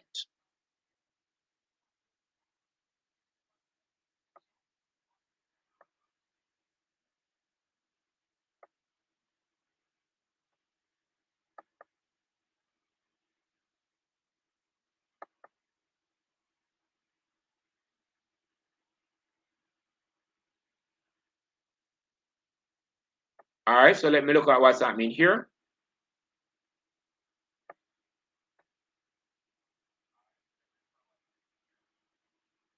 Oh, no. Okay, great. I'm seeing something. I'm seeing something. Somebody got it here. Great. So that would represent your phloem vessel. The little dots here represent the sieve tube. Now, remember, when you are looking at the plant like this, now, if this is the vascular bundle, if that's a vascular bundle, and the guard cells are here, then at the base here, you are going to find your phloem, and at the top here, you are going to find your xylem vessel. Those are the key you want to have heading into the exam. So now we are going to identify the parts here. Can you just quickly tell me what is A? So you could answer everything at the same time by saying A, B, C, D, and say what they are. You really don't have to do it one time. So if you want to answer them at the same time, just make sure that you are putting it in A, what A is B, what B is C, and so on and so forth. So let us see what you have there.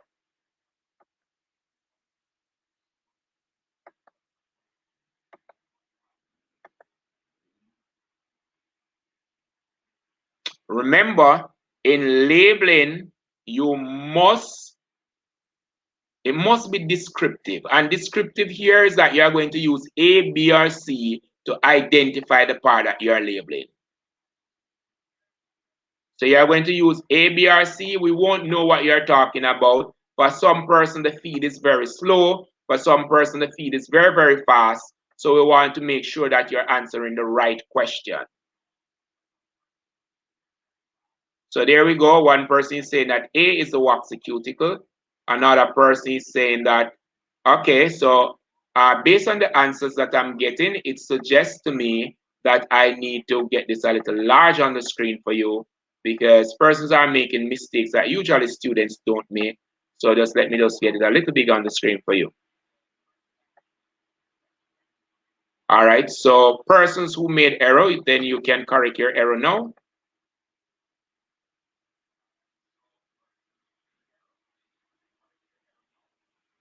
So let me look at this one here because it has everything. So let us see if this is correct. So A is the upper epidermis. B is the palisade mesophyll. Interested here. C is a xylem vessel. That's rather interesting. And D is the spongy mesophyll. All right, great. I think you are saying that it is a xylem vessel because I drew this and I'm saying it is at the top. But because you really can't identify anything here, would more go for the vascular bundle. All right, so would more go for this little area where C is. Though the xylem vessel is a part of the vascular bundle, we just refer to it as the vascular bundle because it's not really differentiated there, the xylem from the phloem. For C, we just go for the vascular bundle. So yes, A is correct, B is correct, and D is correct. And I might have been at fault to show you that before you answered. And for C, we'd go for the vascular bundle. And yes, the xylem vessel is a part of the vascular bundle. All right, great. So we can move right along to the other question. I think you did great there. Of course, we are not going to get to take everybody answer on the screen, but everybody answer is really, really important to us. So suggest one way in which photosynthesis would be affected if all of the airspace in the leaf of a flowering plant were filled with cells. So you would imagine looking at this diagram, you are seeing a lot of space in some areas. So they want to know if all these spaces were all filled with cell, what would have happened to the leaf? Tell us in the chat. Let us see how much you've mastered this particular topic.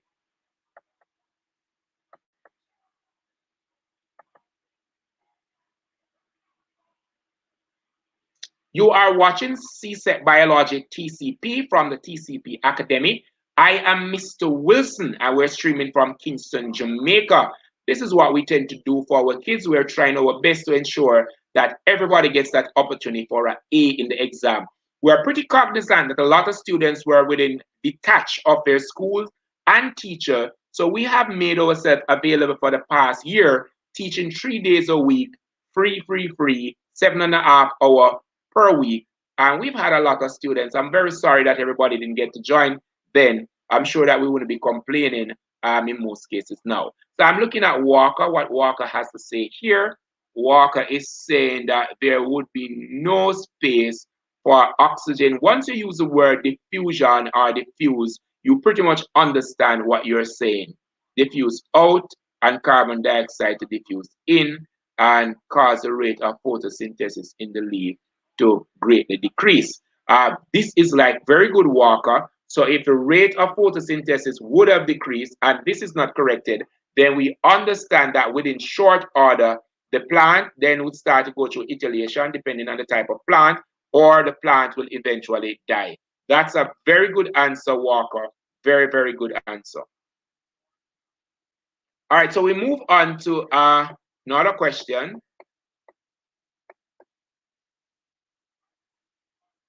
We're not here yet. Great, this is where we are. List 3 ways in which the leaf of a plant is adapted for photosynthesis. 3 ways in which the leaf of a plant is adapted for photosynthesis. I think many persons will be doing well at this because I'm sure that you went outside to look at the plant and you can, of course, you've been seeing plants for your entire life and you know what's photosynthesis. So you can say, sorry, the adaptation of a leaf for photosynthesis.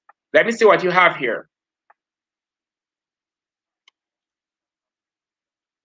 Large surface area is correct. Wax the cuticle to prevent water loss is correct. The lamina would be thin, that's correct. Chlorophyll spread across the mesophyll. The collect has much sunlight, I think that's correct as well. It has stomata, that's correct.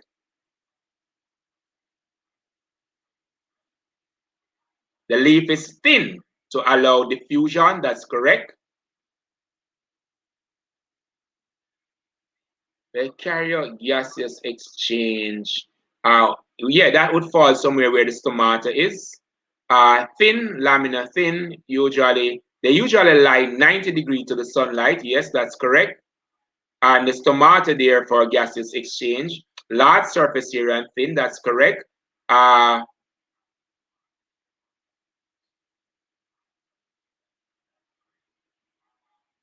Large intercellular space. Great. So you would have mastered that for photosynthesis. So there's nothing that I need to do because you got them all correct.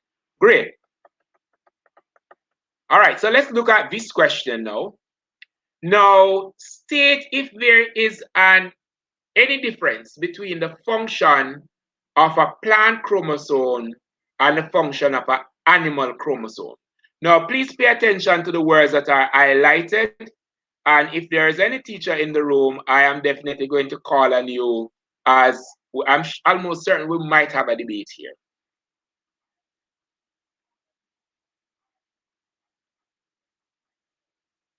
All right, so the question is, it's on the screen. Is there a difference between a plant chromosome in its function? Is there a functional difference between plant chromosome and a functional difference between animal chromosome? Function. No difference. There's no difference. The number, function. Please pay attention to function. Function. All right, great. So I am seeing a lot of persons here doing really great. So as far as I know, there is no difference in the function, and we're going to use this to prove. Can anybody tell me what is the function of a chromosome? What's the function of a chromosome? You did it in cells when you were looking at cells. Can you just share with me what's the function of a chromosome?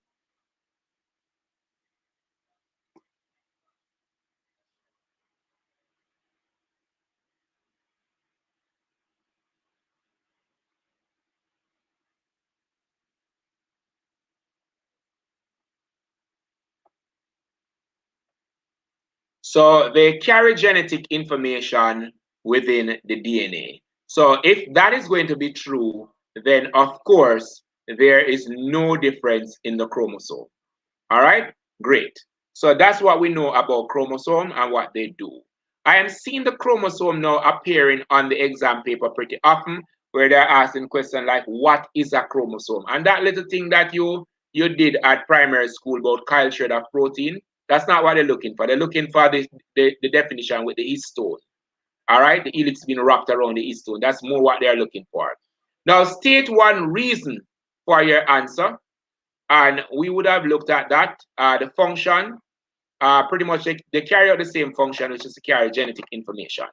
Okay, great. So if you're looking at your textbook still at photosynthesis, then you are going to see this diagram. Now, figure 3 is a graph showing the rate of photosynthesis against carbon dioxide concentration. Now, to answer this question, as we look at this graph, it should come to our mind the whole concept of limiting factor.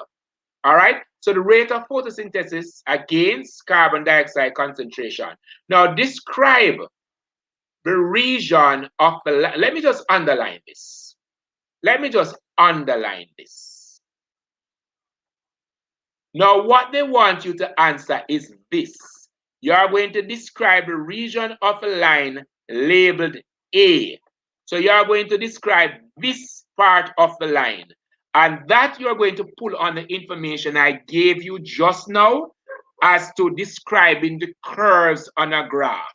So right where you are seeing A, how would you describe that line? It's a line that you are describing. You are not telling why it look like that. You are just describing the line.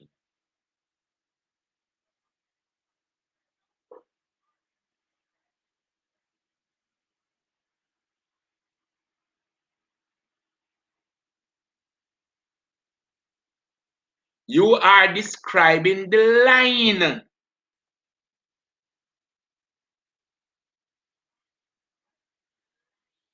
Not why the line is how it is. You are describing the line. Don't be mistaken, guys. You are describing the line. You are not trying to provide information as to why the line appears the way it is. All that you want to tell us about is about the line. Tell us about the line. What should I understand when I look at the line?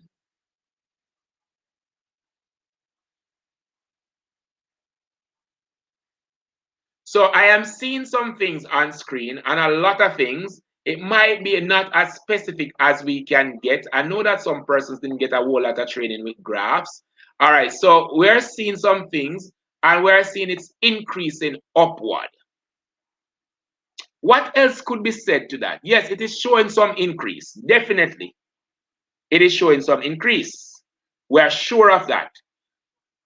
Could we say anything about the type of increase? Is it marginal?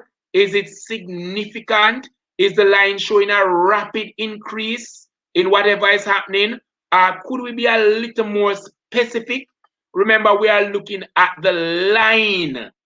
The line, we are trying to interpret that line.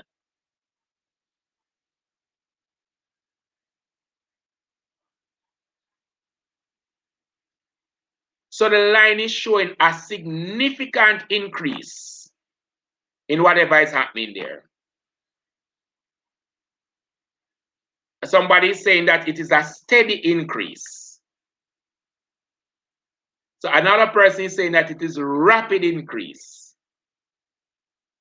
Somebody is saying that is not a gentle upward slope. No, no, no. A gentle slope would be a little lower. A steady increase is something that you can work with, but if you say that it is a steady increase, it could be that it is marginal, it could be that it is rapid, it could be that it is significant, but just when you give us that description of a line without seeing the graph, I should be able to say, oh wow, if I were supposed to say to you that the line is fluctuating or there's fluctuation in the graph, very quickly you could tell that it is going up and down. So when you see this type of a curve, you want to communicate what you're seeing. So for me, the curve there at A, it is showing a rapid increase. All right, for me, it is a rapid increase. I don't think it is marginal. It would have been lower. If it was marginal, it would the line, the curve would have been closer to the x-axis.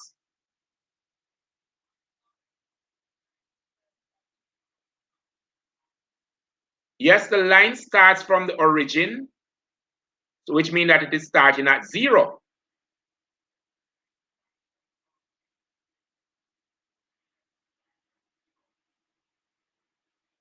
I think it's a large increase.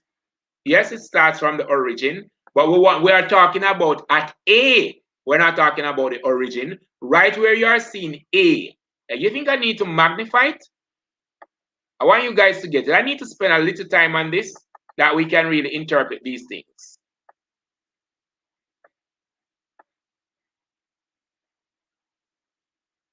All right, so we're looking at where A is.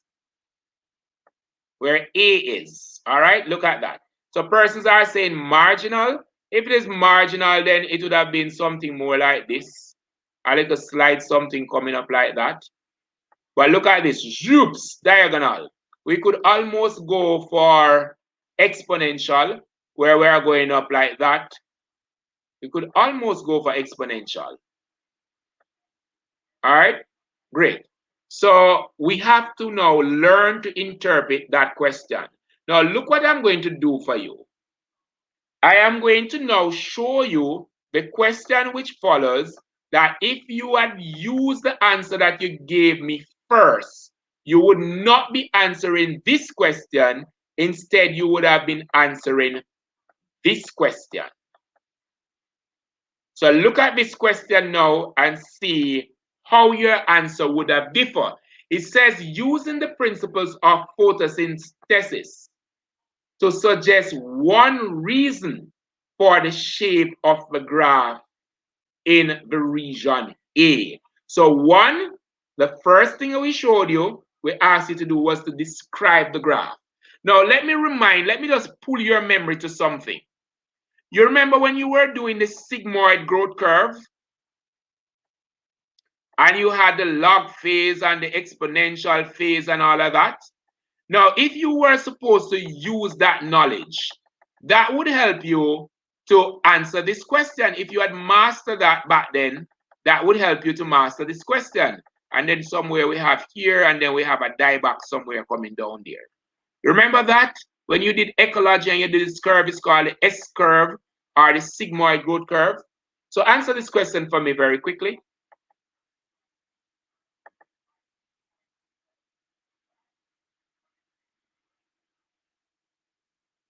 So I like this answer. I like that answer.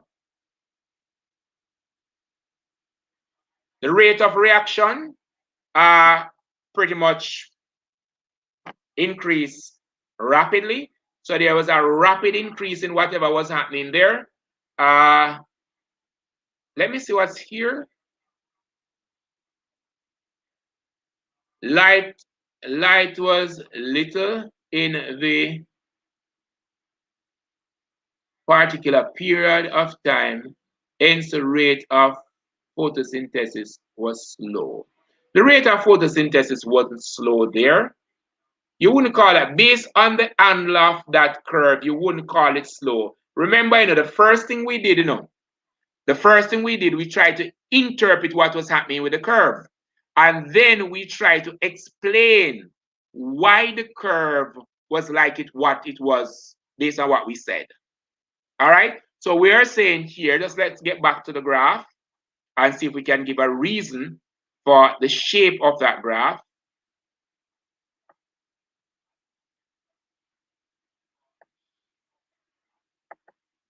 So we are coming from 0, and you're seeing this exponential, so pretty close, this rapid growth, right? What could have caused that?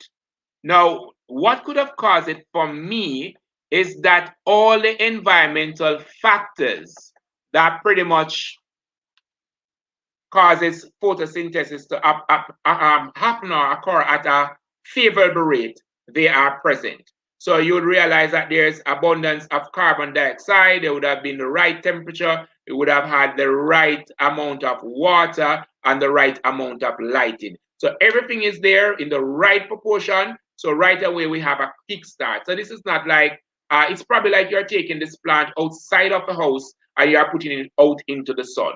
All right, like you have a greenhouse and you have all the other conditions favorable, and now you just pump some carbon dioxide in the house. And as you pump that carbon dioxide there, shortly after, you have this exponential or this rapid increase in the rate of photosynthesis. All right, so that's the explanation around that. All right, let's look at the other question. Now, describe a region of a line of a graph labeled A to B. So again, we are not asking you for a reason. We are asking you just to describe the line. You are just going to describe the line between A and B. So let us look at the line between A and B. So now we are looking at this space here. How would you describe this space here? So we're looking at between that and that. How would you describe that?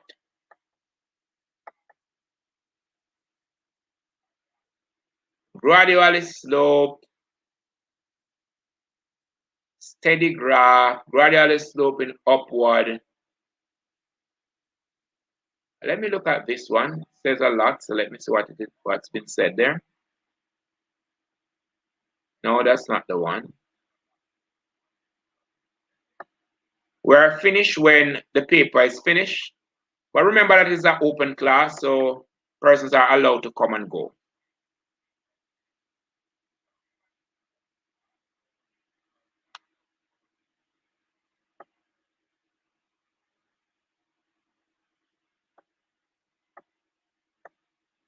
All right, continuous rapid increase. Rapid increase. Oh, wow, we're having some problem, you know. Students are not getting a lot of practice in this thing here. The line between A and B shows a rapid increase, yes, resulting in a gradual curve upward. All right, so the first thing, the line between A and B is linear. That's the first thing that we know, that the line is linear because it moved from one point to another. Now, to describe the specifics of a line, I would say that it shows an exponential increase or a doubling increase or a rapid increase. So it's a linear, the area there is linear, it moved from one point to another, and it shows a rapid increase within that area. All right?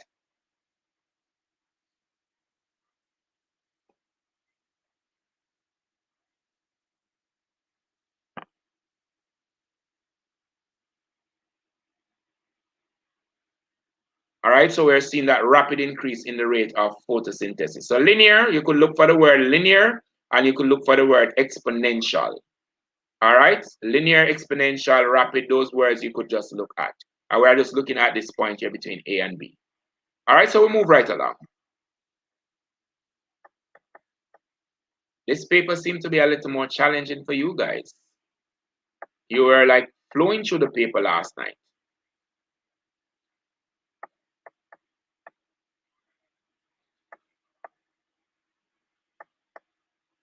All right, great. This is the last question on photosynthesis. Despite the increase, look at this one carefully. Despite the increase in global concentrations of atmospheric carbon dioxide, there is no corresponding increase in the rate of photosynthesis in flowering plant. So just one reason for this observation. What would be the reason for this observation?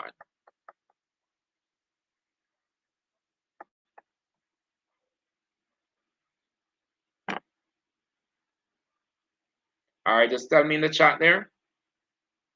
One reason, so despite everybody's complaining about a whole lot of carbon emission, we are pretty much at a point where we are not seeing the correlation, as it were, within the plant. So the rate of photosynthesis is not really increasing in the plant. It's pretty much at the same level. So what's your explanation for that? The carbon dioxide is stuck in the atmosphere. That is not, no. That's not the answer. That's not the answer. I could give you a clue in finding the answer though. If you are using your textbook, you could just move on to photosynthesis and look at limiting factors, and there you'll find the answer for that particular question. It's not so much a textbook question, but you could find your answer there.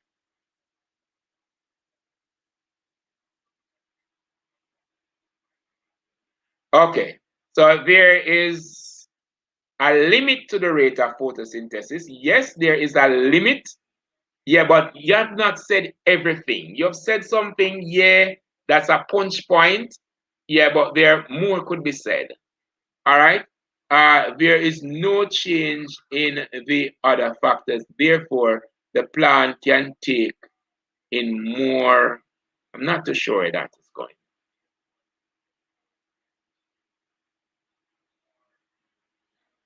No. All right, let me see here. Casanova. All right, this is because carbon dioxide is not the limiting factor affecting the rate of photosynthesis, but more likely there are other limiting factors. Casanova, this is very, very, very close. I think this is a good answer. I really think that this is a good answer. But you needed to add to it that the plant can absorb so much and no more carbon dioxide. And at some point, even though the plant is absorbing that carbon dioxide, the plant will not be able to use that, because even with the abundance of carbon dioxide, some other factor will become a limiting factor, just inhibiting that extra rate of photosynthesis. So the plant can just go to a certain limit, and when it gets there with the carbon dioxide, doesn't really matter how much carbon dioxide is in the atmosphere, some other factor, be it the amount of water, be it the temperature, something else will become a limiting factor that will, of course, like I said, inhibit the rate of photosynthesis.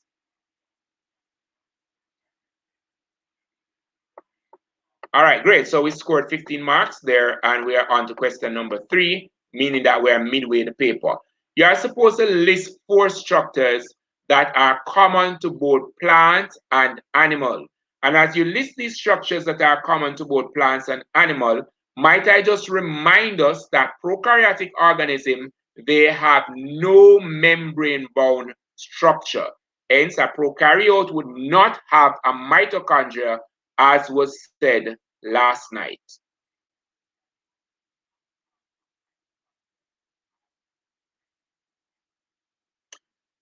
You could just list these things, just let us try to be a little more efficient with answering the question. So I said list 4 structure that are common to both plants and animals. So just put them in all at once.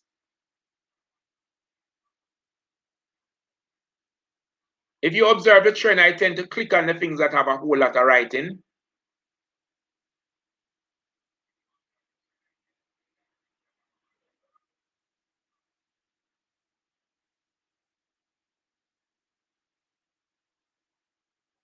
All right, so let me look at this. All right, could look at this. All right, so now the HSB student can't complain, because all that we have done so far is pretty much HSB and biology. They are on both syllabus. All right, nucleus, yes, that's going to be common. The vacuole is going to be common, despite the size might be different. The cell membrane is definitely going to be common, and the cytoplasm is going to be common. Let us look at another.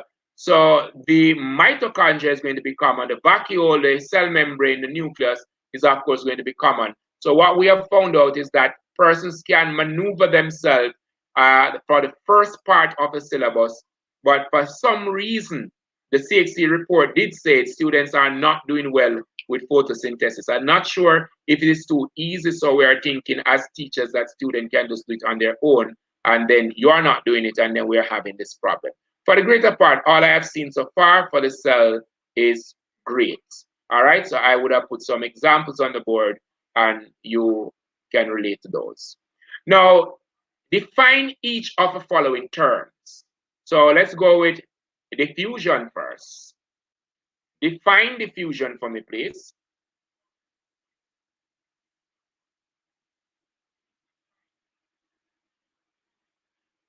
You are watching CSEC Biology TCP from the TCP Academy. That is our online platform. It's pretty much a preferred place for biology and HSB online classes. We are now registering for September, so those persons who are in grade 10, you want to stop by. The rates are really, really competitive to the international market.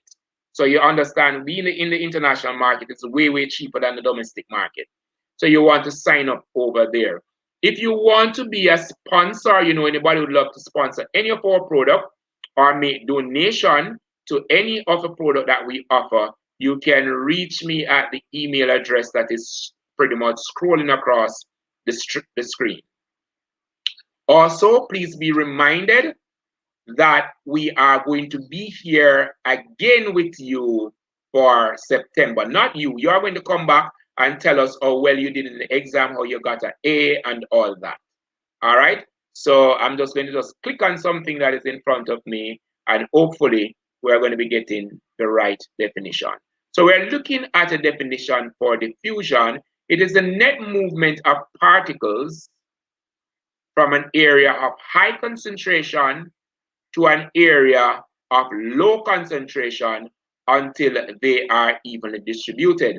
I might add to the definitions that are coming in that even with diffusion, the particles are not necessarily moving in one way. It is because of that net movement, which means that more particle is pretty much moving in the direction. So pay attention to the net. I could pretty much click on another and let us see what is happening there. Diffusion is the movement of particles from a place of high concentration to an area of low concentration until there's some amount of equilibrium.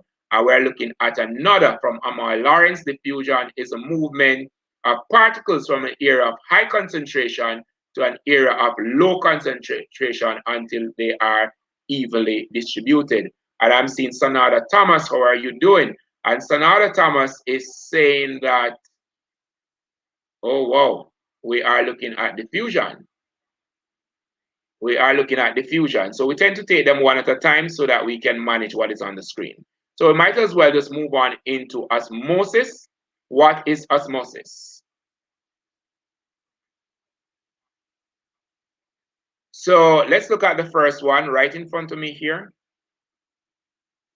Osmosis is the movement of water molecules through a selectively permeable membrane. Through a selectively permeable membrane. Why is it selective? Because if we use semi-permeable, then it could allow water alone to pass through. But if we use selectively permeable, it will allow the water to pass through when it needs the water, when there's a need for the water. All right, so it is selectively permeable membrane from an area of high concentration, that is pretty much an area where we have more water, to an area where we have little water or low concentration. I'll click on another. Osmosis is a net movement of water across a partially or selectively permeable membrane from a solution with higher water potential to one with lower water potential. Okay. And we're looking at another osmosis is the movement of water molecule from a region of high concentration to a region through a selectively permeable membrane. So once we're talking about osmosis, we must make mention of that selectively permeable membrane, and we must also make sure that we understand that it is water that is moving. All right, great. So I will now ask you another question, being that you did so well. So I have my tissue funnel, which is pretty much a selectively permeable membrane, and I have a setup with iodine, and iodine is moving. Is this osmosis or diffusion?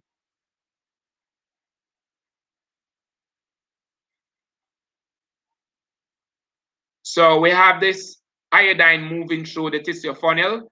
Is it osmosis or diffusion?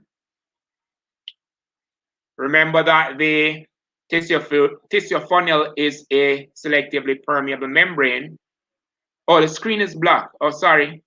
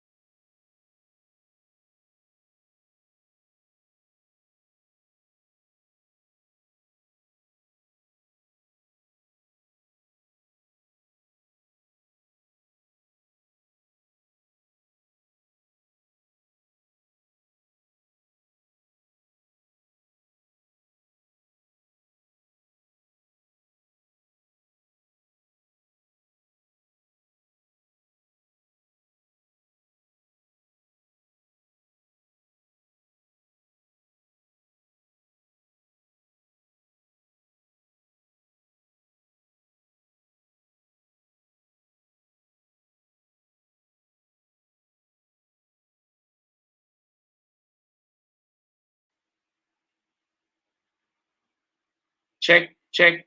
Nothing. Nothing. Okay, great. We're back. All right. I'm not too sure what went down just now.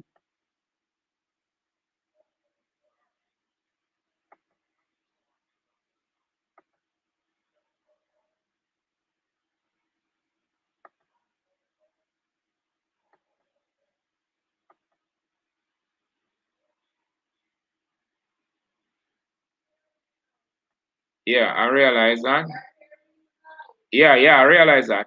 I'm just fixing some setting at the end of the screen here. That could be where all the issue is.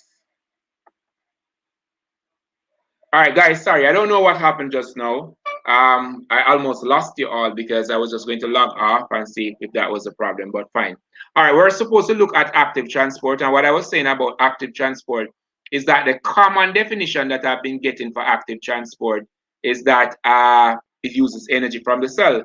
So I really wanted something a little different to say to see what you have been hearing from your teachers. So active transport is a movement of particles from a region of high concentration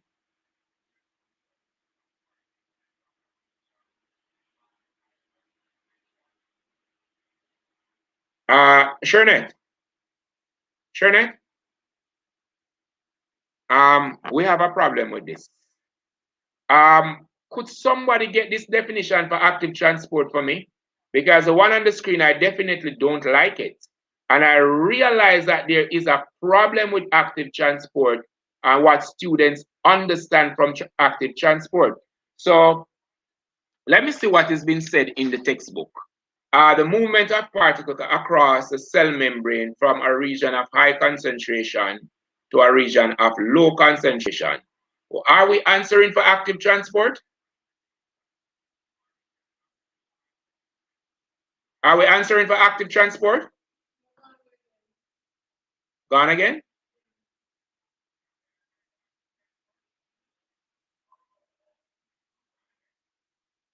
But I can hear myself.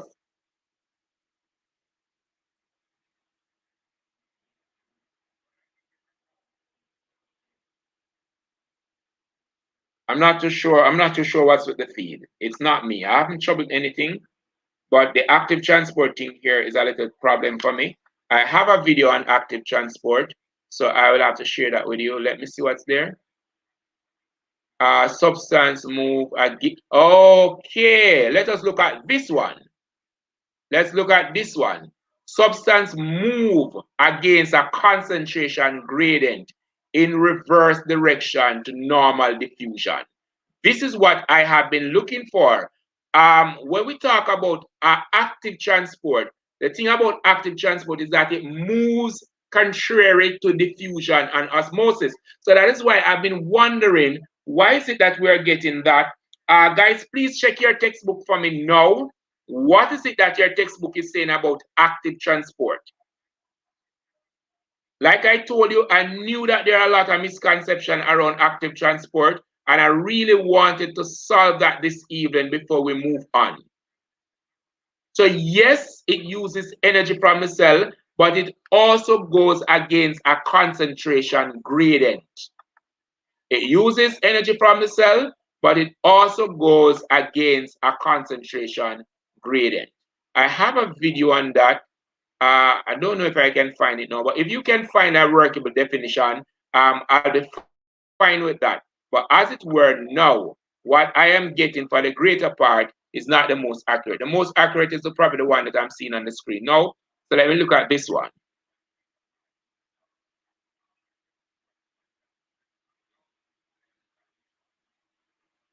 Active transport is the movement of particles through the cell membrane against a concentration gradient using energy released in respiration.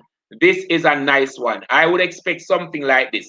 So you see that misconception that we've had about active transport, and we only knew that it used energy from the cell. Look at the definition on the screen.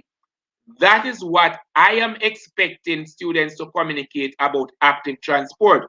I don't know where this misconception came from about active transport, but I know that there's a misconception out there. So look at what is on the screen. Now, let me help you because studying it is going to be very difficult. Now, let us look at, let me just draw something. I'm hopping back to the paper. All right, great. So we're on the paper now. So let me just draw this hill. Look at this.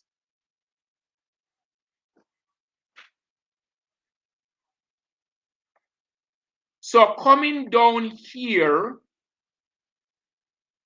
with the concentration gradient would have been osmosis and diffusion. But going up here against the concentration gradient would have been active transport. All right, so coming down here, diffusion and osmosis. But when we need that energy to go up here against the concentration gradient, that would have been active transport. So let us get that bit correct and move on. The definition on screen is fine.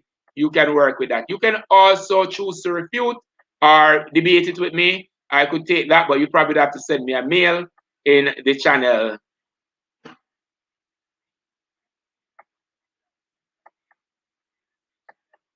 On the channel. All right, great.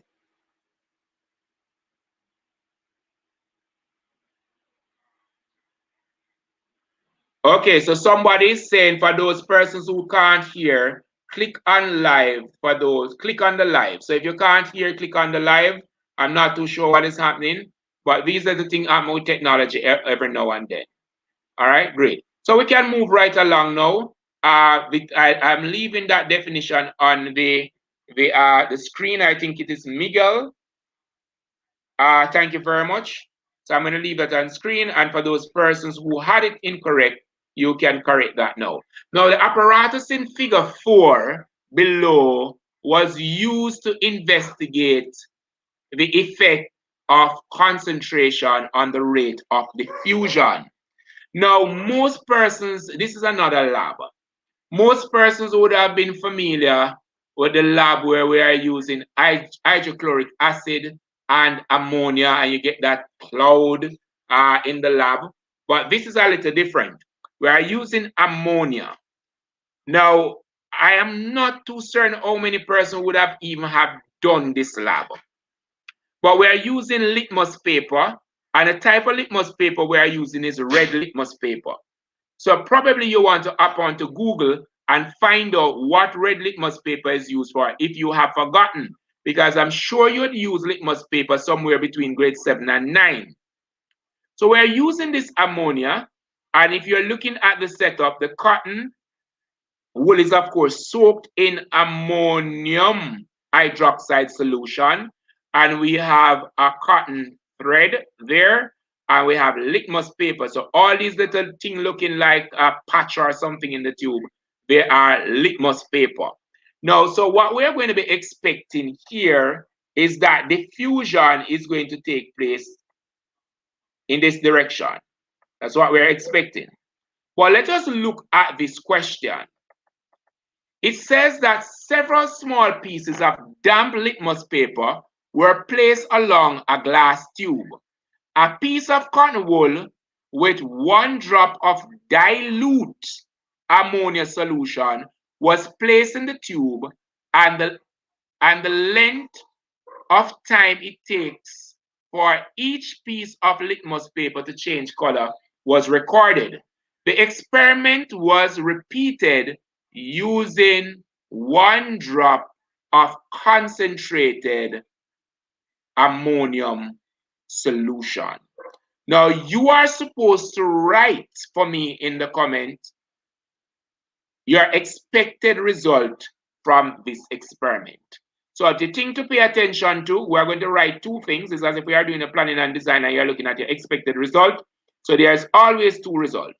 So chances, what will happen with that and what will happen with that.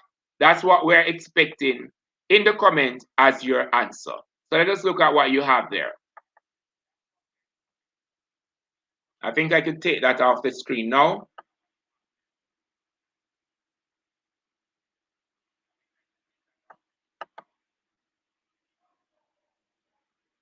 All right, great. So what's your answer there?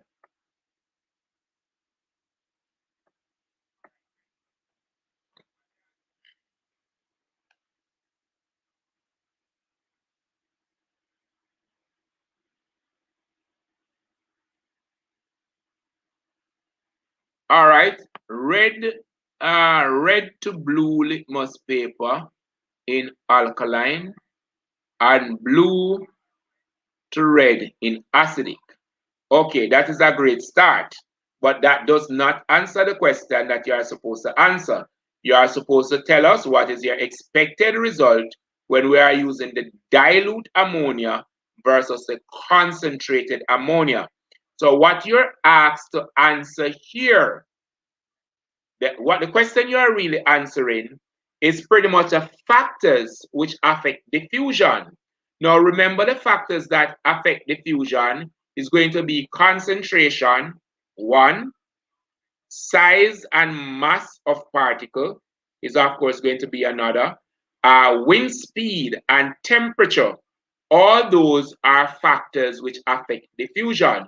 So now you are called up on to use those to answer the question in front of you.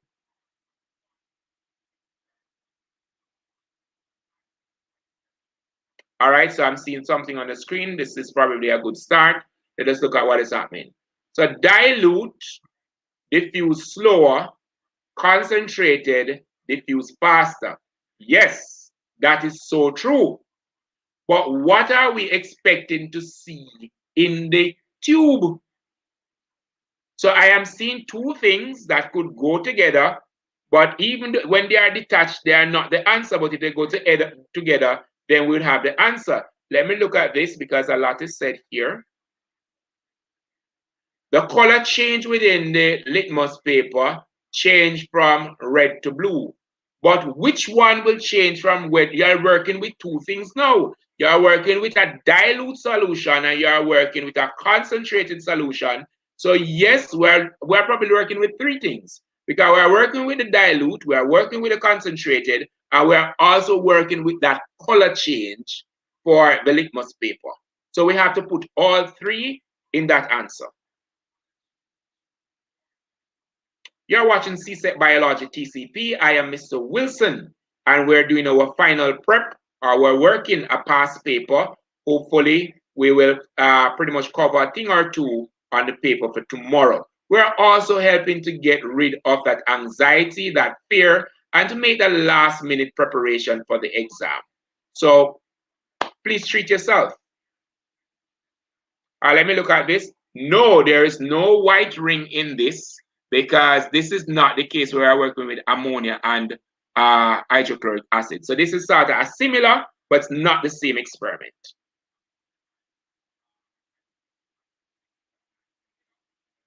Let me look at this one and then I will just give you the answer if you have not. All right, it is expected that the time taken for the concentrated ammonia solution to diffuse to occur would be faster. That is just a part of the answer. Okay, this is what is going to happen.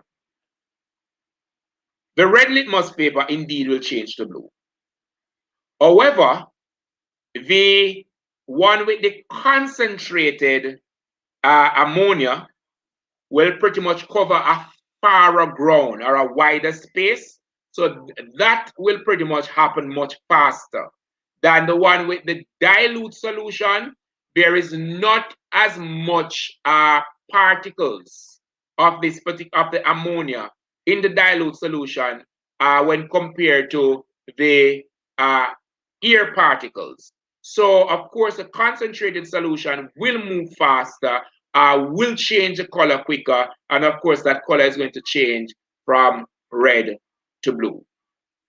All right, great. So that's what we're looking for. Let's move right along.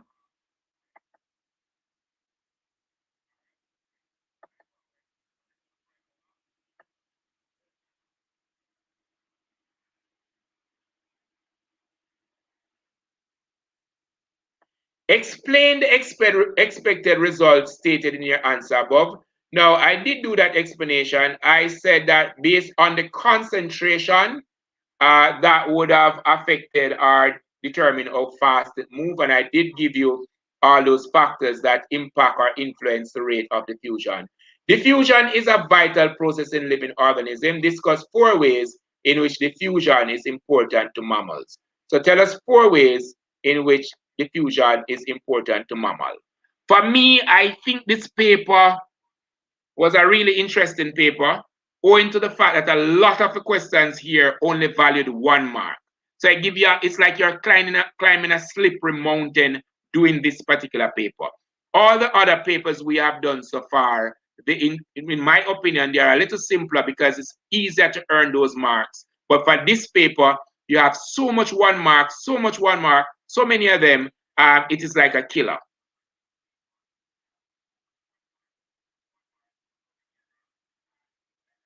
All right, so you are, of course, watching CSEC Biology TCP. I am Mr. Wilson from TCP Academic. For those persons who are wishing to do the subject next year, you could, of course, sign up on our paid platform, TCP Academy. That's the name of the platform.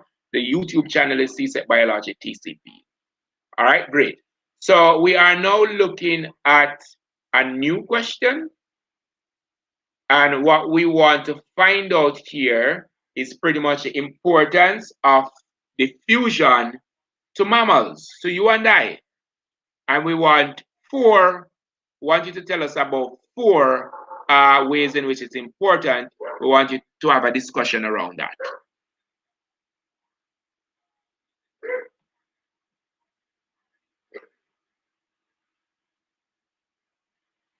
All right, so how are we doing now?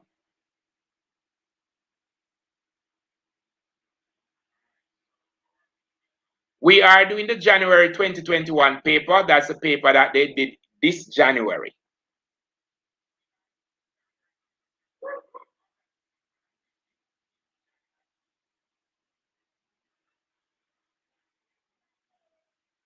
Okay, just needed a good understanding. And when you go to the exam, don't just run over the paper. Sit and think about it. Just don't walk away from it. All right?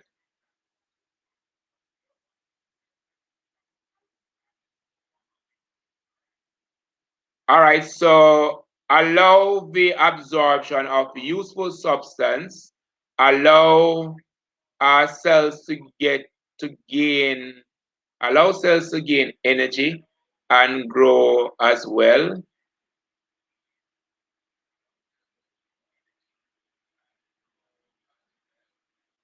All right, so this is a textbook question.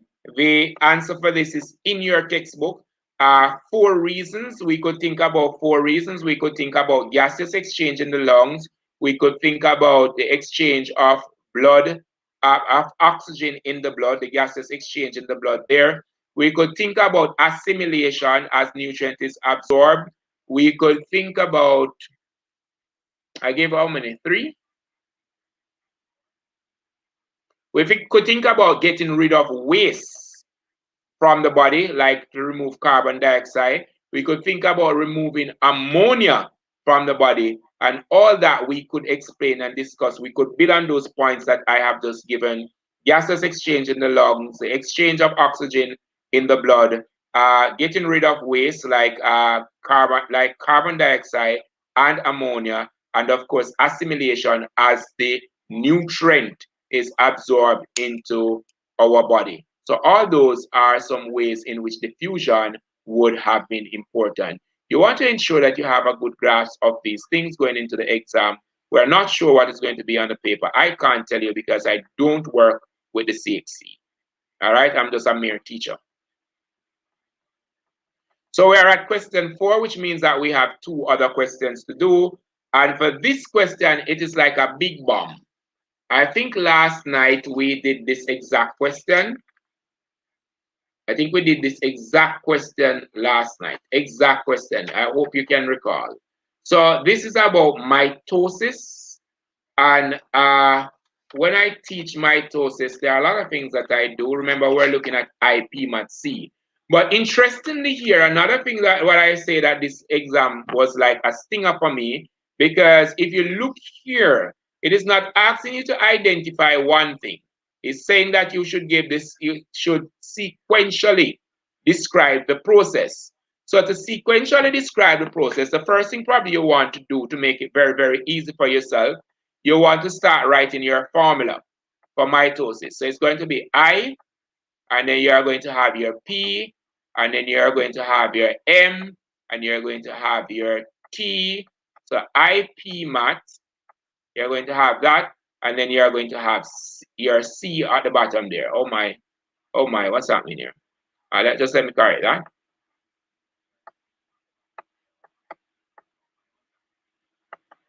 All right, so we have the C at the bottom here. So we know that interphase comes before mitosis. Now, mitosis is actually P-mat. Mitosis is actually P-mat. So we know interphase comes before mitosis, and we also know that cytokinesis comes after mitosis. But we want to have a precursor to the whole concept of mitosis.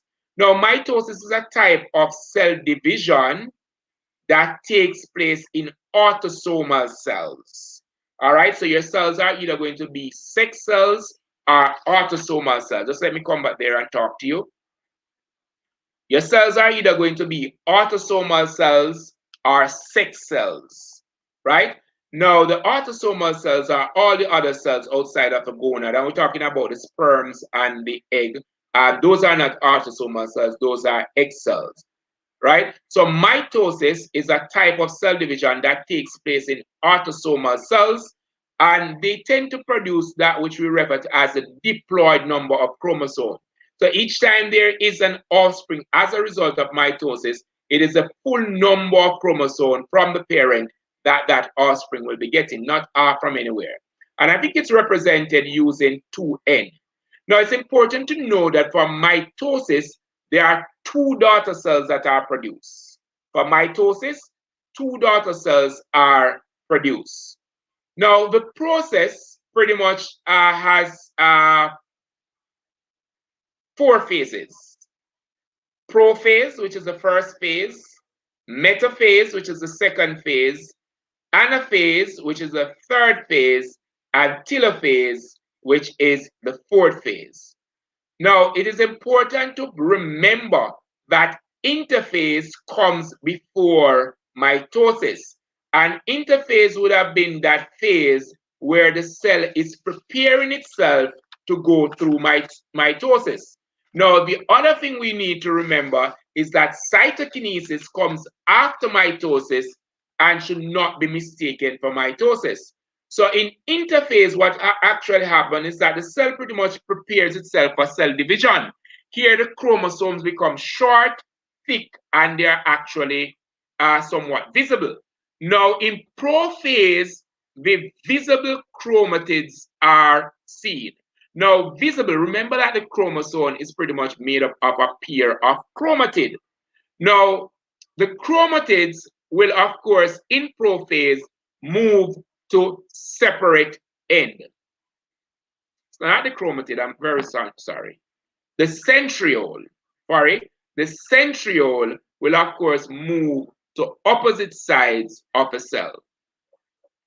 The nuclear envelope will, of course, break down during prophase, and the spindle fibers will be formed. After prophase, it makes it very easy for us to understand mitosis, because here is where we're going to find metaphase, and in metaphase, that's a point where the chromatids or the chromosome is pretty much lined up on the center of a cell along the spindle fiber. But if you think that metaphase was easy to identify because the chromosome is pretty much lined up on the center of the cell along the spindle fiber, anaphase might be a little easier as the chromatids are going to separate and they are going to move away. So anaphase, away. Here the chromatids are now moving to different end of or the different sides of the cell. I really don't like to use the term equator. I don't like to use the term equator. I rather to say on the spindle fiber and say that it is along the center.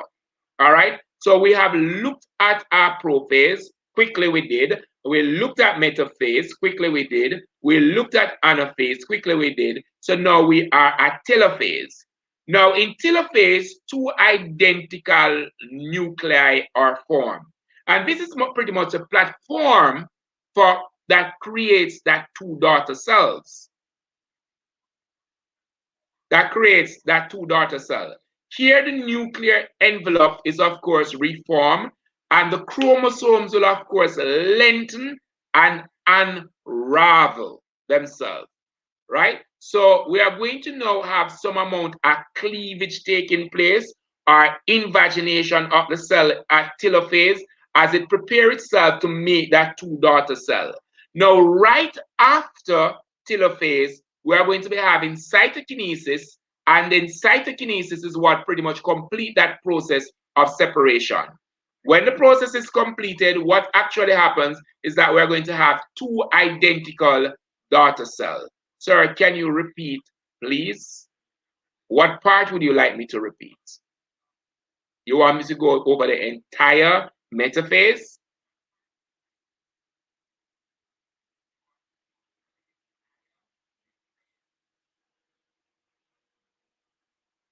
Okay, so in metaphase or in prophase, the chromatid, they are pretty much visible. The centriole will move to opposite sides of a cell. The nuclear envelope will actually break down and the spindle fibers will form. In metaphase, the chromosomes will line up along the center of the cell, along the spindle fibers. After metaphase comes anaphase. It's very easy at anaphase because the chromatids separate and they are moving to opposite side of the cell. Now, right after anaphase, we are going to have telophase. And telophase is where things now start to come back together and they are now it's going to now make a two new cell in telophase. So here we have two identical nuclei being formed. Here we have the nuclear envelope forming, and the chromosome will, of course, lengthen and unravel because it's coming back to what it is supposed to be. All right, we are going to have cleavage taking place. So cleavage is like this invagination where it is supposed to start separating. And right after telophase, we are going to be having cytokinesis. And cytokinesis is where the cell pretty much pull apart. And here we are going to be having our two daughter cells. For that, I think you're going to be getting 6 or 5 marks. Let me just check that for you. 6 or 5 mark. Let me just check that for you. So you got 6 marks for that if you are able to do that. Now it's going to be very easy in studying for metaphase, in studying for mitosis. After you would have reckoned IP Mat C and you understand prophase, metaphase, anaphase, telophase, you know already that in metaphase the chromosome is pretty much lined up along the equator, as somebody said here, or along the center of the cell on the spindle fiber. You also know already that in anaphase, ana away, the chromatids have separated and they are now moving away. It is in telophase that they are recreating themselves. Now, we did this question last night as well on the 2017 paper, where we were looking at cloning and asexual reproduction. Let us be reminded that asexual reproduction is pretty much a product of mitosis. Let's look at this question. Animal cloning farming practice ensure many benefits to farmer and consumer worldwide.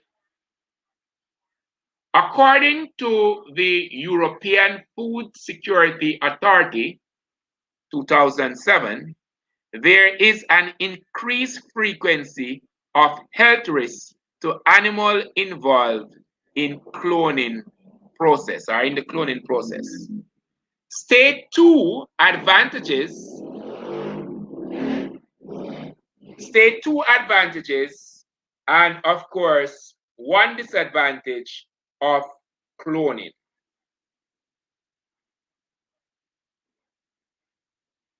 Two advantages and one disadvantage of cloning. Let us see what you have there.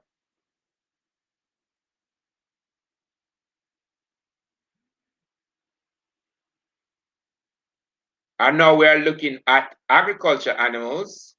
In cloning, all right, this was out of the back block very fast. Oh, we have a lot on the screen. Can't see the screen. All right, so let us increase that if we can.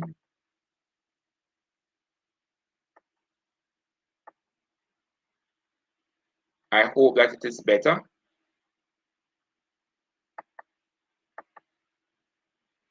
Hope that it is better. All right, advantage can be for medical research. So cloning the animals would probably be nice for medical research. Also help in the genetics of the animal. Disadvantage, cloning of animal is expensive. So cloning of animal is indeed expensive. And of course, you can get this desirable trait from cloning.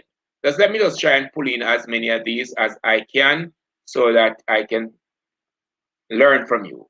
So animal cloning, disadvantage, chance of cloning disability. You could have some disability coming as a result of cloning. An animal may suffer from same disease. All right. And it could bring about lack of variation and pretty much could cause some amount of extinction to some animals if we were supposed to just rely on cloning. I think I like those two answers. I think they are really, really nice. Advantage is that the parent is of superior quality, then the offspring will definitely be of superior quality. But another big thing I want you to look at where cloning is concerned is that we could preserve organisms that are endangered by cloning them so that we can really start to rebuild the population. We could also allow for the production of desired traits in animals. But of course, that is not without its risks. It's very expensive. And also we have to look at the other risks that it could have debilitating effects in the future, or it could have some problem where organisms become ill. So there we have it for that particular question. All right, now we're moving on down. Animal cloning is an important mitotic process for living organisms. Explain three other ways in which the process of mitosis is important for organisms. So we looked at that, and remember when we started out, we said that mitosis takes place in autosomal cells. That is all the other cells in the body. So we want, outside of cloning, how could, of course, mitosis be important?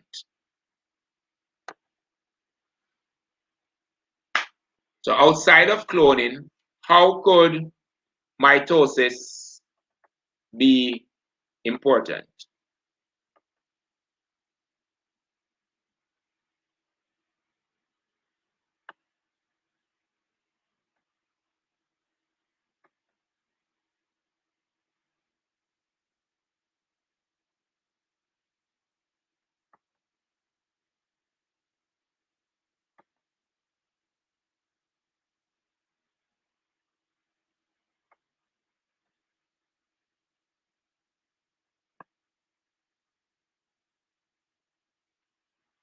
All right, this is a good answer.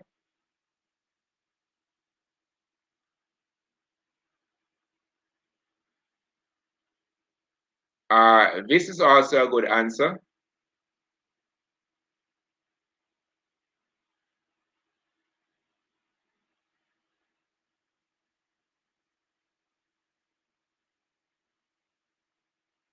We could look at asexual reproduction.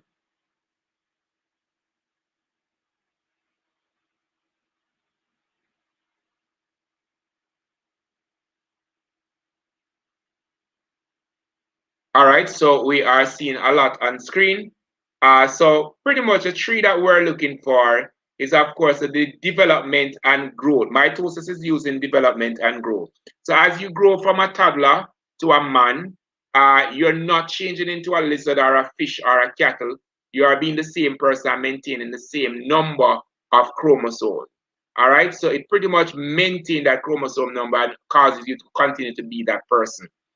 Another thing about mitosis is that the cell replacement, when there is, of course, worn cell or dead cell or cells become damaged, it is mitosis. So make that very simple. If you were supposed to get a cut on your hand, when it gets better, that is because of the process of mitosis. Or if a mosquito bit you and you scratch it off and then the skin would have healed, that is as a result of mitosis. Another very important use of mitosis is within asexual reproduction, where I think I saw somebody looking at grafting and circumposing and all of that. Some plants that really don't produce seed, they are pretty much reproduce asexually. And this asexual thing, you understand that it is just one parent that is involved. And of course, it's a very, very important process. So there we have a better understanding of what we're talking about when we're talking about mitosis. It's not a far-fetched idea. It is something that is happening every day. Every time you get a bruise or a cut or something, mitosis is there. Every time that you replace some cells, mitosis is there pretty much at work. So we could just move along. I think a lot of person would have understood pretty much where we're going with this. So that would have been 6 marks there. All right, so here we have something else. And I am going to ask this question. Tell me in the chat, what is symbiosis? We're almost at the end. What is symbiosis? What's your understanding of symbiosis? Tell me in the chat, what's symbiosis? And I'm asking you what is symbiosis because I know that there are some misconceptions around symbiosis. I have been showing you a video since yesterday or day before yesterday on symbiosis. So now we want to know, we wanted to reproduce that information. What's symbiosis?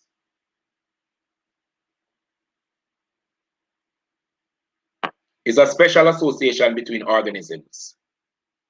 That's good. It is that is what it is. All right, any relationship between species, right? That's what it is. All right, great.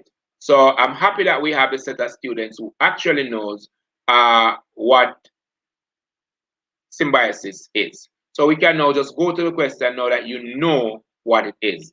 So symbiotic relationships may occur when different species of organisms live together and have close relationship.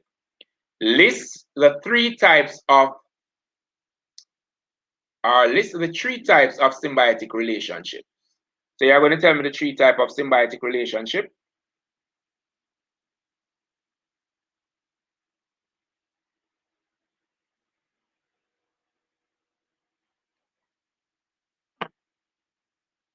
And you're going to give me them all at the same time.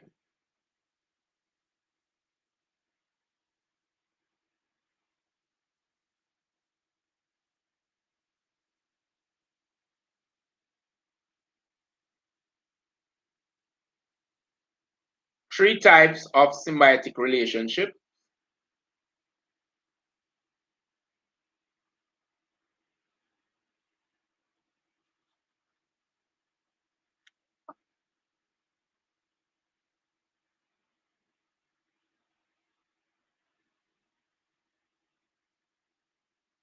All right, parasitism. All right, let me just flash it on the screen. I see a lot of persons coming with it. So at your level, they are saying that it is parasitism, mutualistic, and commensalism. All right, great. All right, so now that we're over that hurdle and a lot of persons would have understood, we could pretty much move right along. Now we have this table to fill out. I want you to look at this. And these are things that are pretty much taken from your notebook. So like I like to say with some question, they are textbook and you could find the information here. So for each of the scenarios listed in Table 2, complete the table by stating the type of symbiotic relationship which exists in the scenario. Now, this is one thing I like about CXC. In most cases, they are carrying the very examples that are in your books. So providing that you know the example, you pretty much have a fair idea as to what you're going to be seeing on the exam. I'm not too sure what's happening here. All right, great. So here we are. I hope you can see it better than I can. So the first, an epiphyte grows on a tree and obtain support, and its root do not enter the soil. So epiphyte, what type of relationship it is, what type of relationship it shares with the plant. Then the other is there are worms in a dog intestine, which causes the dog to become ill. And thirdly, this is about the remora, which attaches itself to the shark and travels with the shark to feed on leftover from scraps from the shark meal.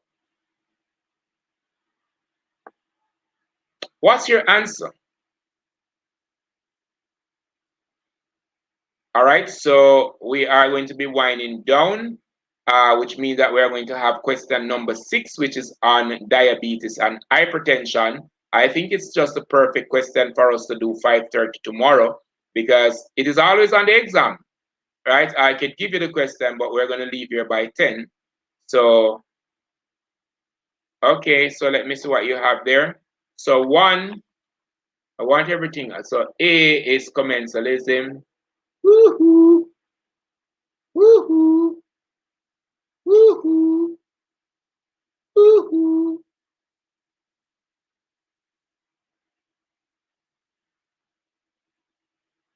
All right, look at the screen. That's your answer.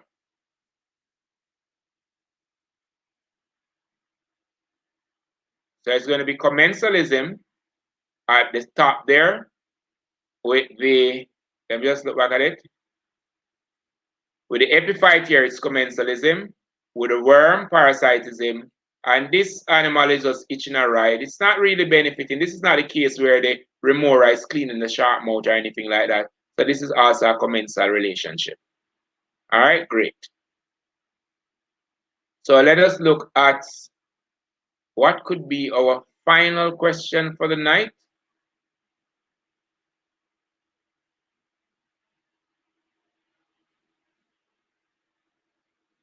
All right, this is going to be a debate. This is like a general knowledge question. So it says, Anna has many pet birds, which were recently ill with the bird flu. Anna lives next door to Mr. Brown, who has many cattle, pigs, and vegetables, which he supplies to the community. So this is his source of income. Anna is not able to keep her birds contained, and they sometimes roam over to Mr. Brown's farm. Mr. Brown became very upset when he noticed that the contaminated fecal droppings of the infected bird were affecting his livelihood and plants. It's livestock. I'm very sorry. It's livestock and plants. The bird flu may result in social, economic, and environmental implication for Mr. Brown. Explain any 3 implications that the spread of a bird flu infection may have on Mr. Brown's livestock and vegetables. Implication can be either positive or negative. Implications can be either positive or negative. All right, so just one question to go, and 5:30 tomorrow we will take the final question, which is on, let me look and tell you, the final question. Oh wow, the final question has the heart, and you're supposed to identify the valves in the heart, and of course it has a little bit about diabetes and hypertension. All right, so that's the final question.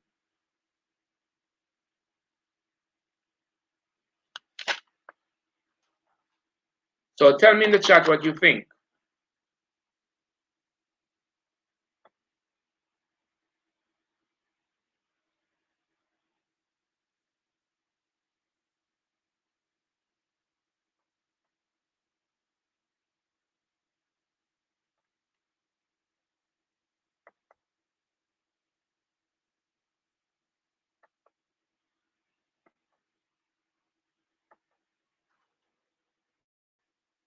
All right, so some things are coming up now. So let's look at this.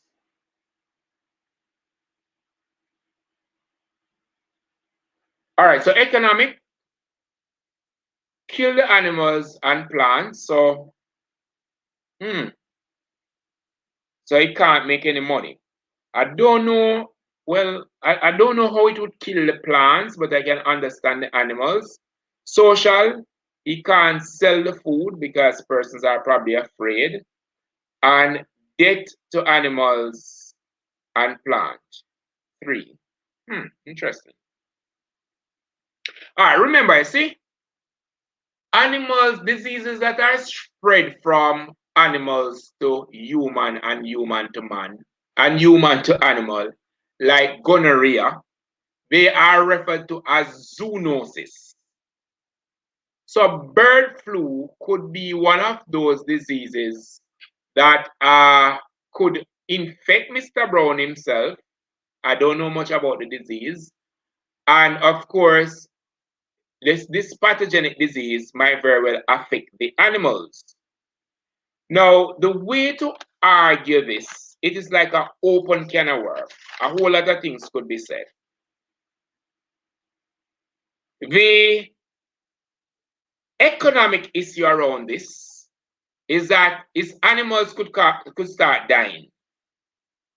Persons knowing that she has these birds with this problem will definitely stop buying from him, and they won't want that crop and all of that. So that's going to spoil. So he's going to lose some money there, or a lot of money. So he's going to lose his livelihood, because this is where that he earns his living, and her birds are causing problems. So the money part, can't be able to earn from it money.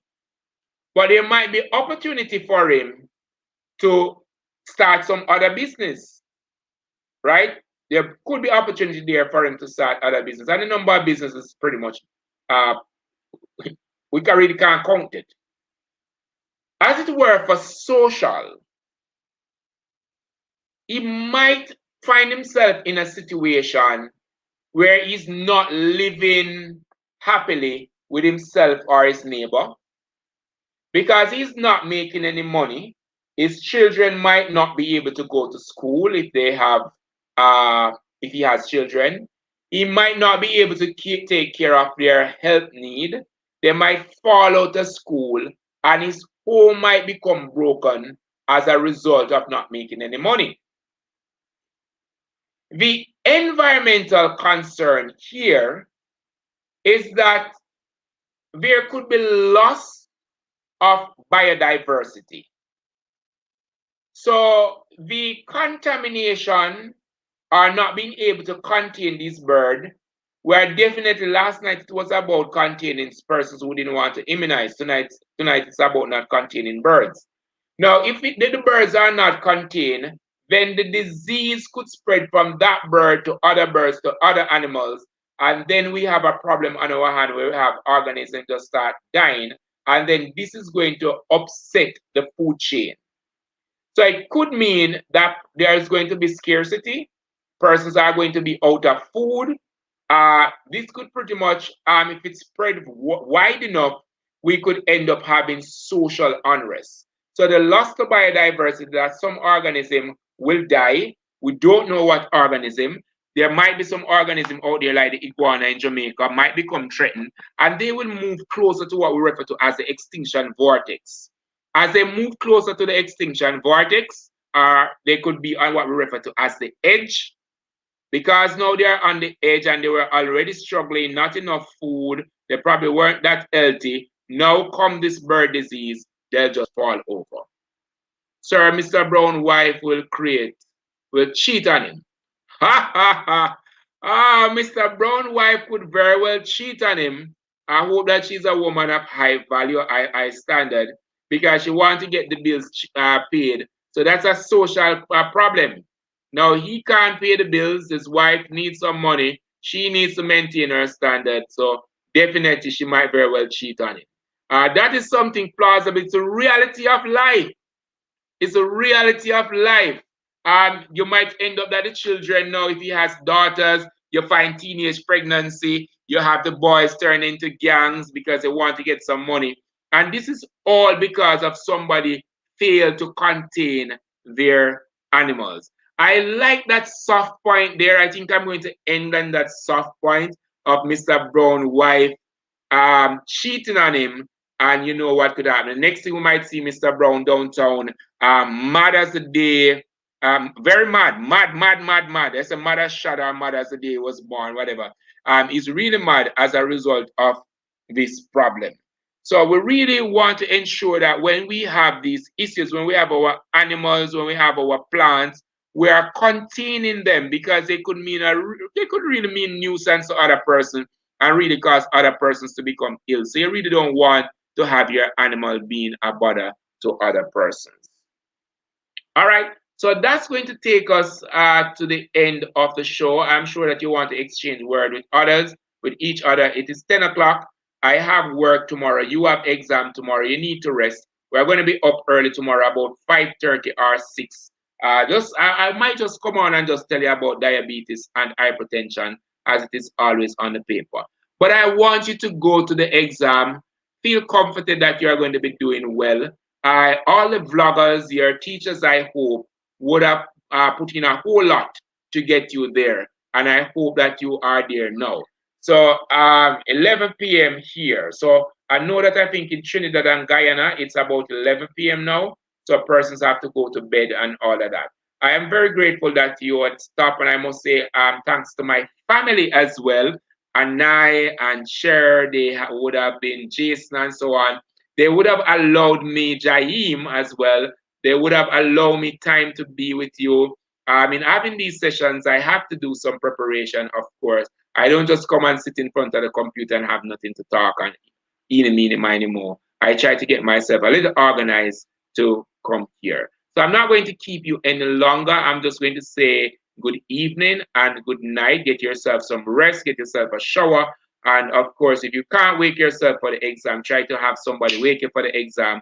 I'm going to be up tomorrow morning. Probably when you wake, you might see some videos playing. But all the best for the exam. You have my best wishes. And I hope that it turns out in your favor. Good evening.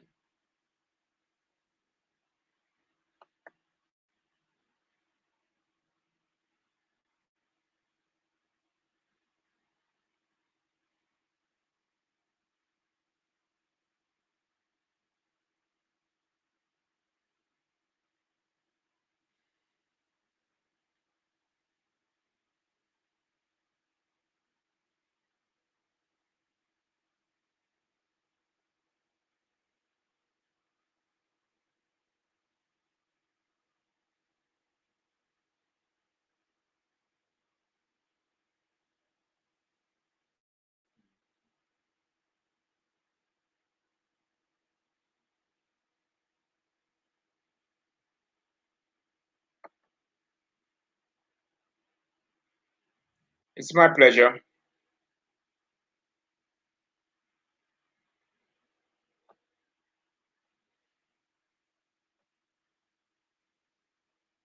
All right.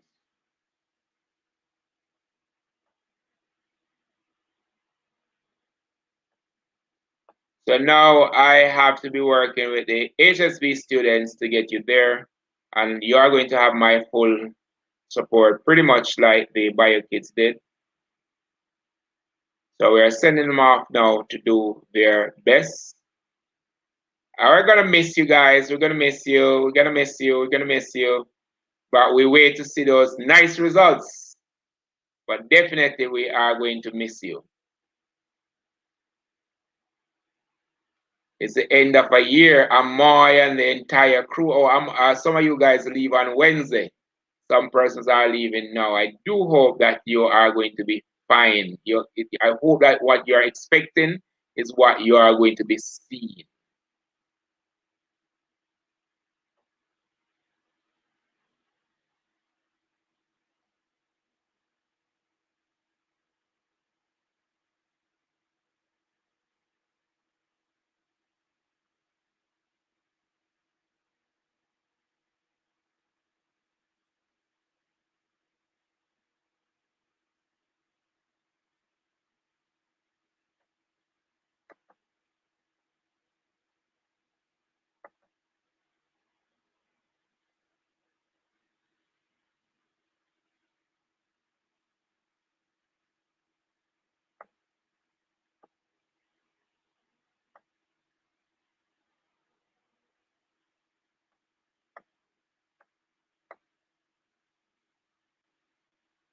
I am Mr. Wilson. Stay with me as we take the journey through this muscular organ.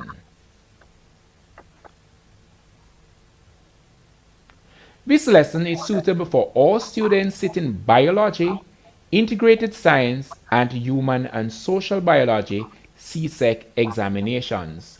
Individuals having interest in the heart may also watch this video.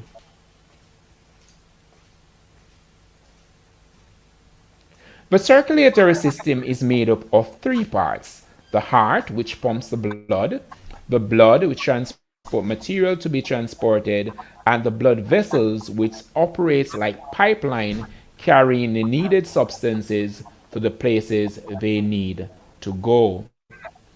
Multicellular organisms need a developed circulatory system, and this is due to their small surface area to volume ratio. What is the heart? Have you ever thought about it? The heart is a muscular pump. It pumps blood around the body. It is made from what we call the cardiac muscle. It has four chambers and two sides. Very important to note. The heart is a double pump through which blood passes twice on its way around the body. This gives rise to the systemic circulation and pulmonary circulation.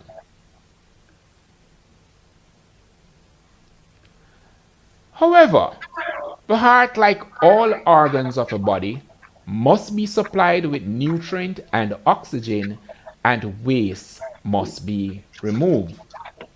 Now, this is taken care of by what we refer to as the coronary circulation, and we're looking at the heart from the outside. Now, what we have here is the coronary artery and the coronary vein. Now, the coronary artery would be supplying the heart with needed substance for it to function properly, while the coronary vein would be removing unwanted substances from the heart so it can function effectively. How does the blood travel through the heart? Now, it's very important that you understand all the blood vessels. You want to keep watching the flow of the blood in the heart. As we go through the lesson, you'll be able at the end of the lesson to say what is actually happening. So there we have oxygenated blood in red traveling through the left side of the heart, and we have deoxygenated blood in blue traveling through the right side of the heart. Please follow the video so you will better understand. Can you identify the sides of a heart? Now, this is the left side. It is to your right when you're looking at it. And of course, the other side is going to be the right side. Now, it's important to note while you're looking at the heart, it is as if you're looking at a patient lying on his or her back. And this is why we would have the left of the heart being your right and the right of the heart being your left. Please ensure that when you're supposed to label the heart, the first thing you want to do is to write a R above the heart to indicate the right side and the L above the heart to indicate the left side. This is very important if you're going to be able to identify the side of the heart that carries oxygenated blood and the side of the heart that carries deoxygenated blood. It's also going to be important for you to identify what chamber of the heart would have the thickest muscle. So it's very, very important that you understand the left side of the heart than the right side of the heart. It is also going to be very important if you're going to be identifying the bicuspid valve and the tricuspid valve. So please pay attention as we go through this lesson. Now, which side of the heart carries oxygenated blood? Now, oxygenated blood, of course, is carried on the left side of the heart. Of course, the oxygenated blood is coming from the lungs and it enters the left side of the heart through what we refer to as the pulmonary vein. It's very important to know that the pulmonary vein is the only vein that is carrying oxygenated blood. And you'll see the red dots flowing through the heart. They represent the blood, and it's actually oxygenated blood that is flowing through the left side of the heart.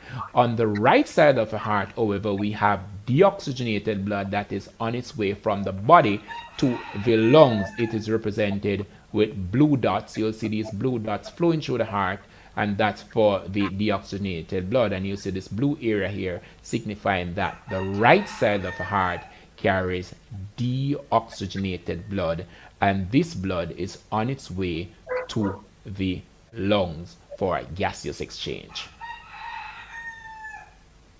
Now, the diagram of a heart, there are many.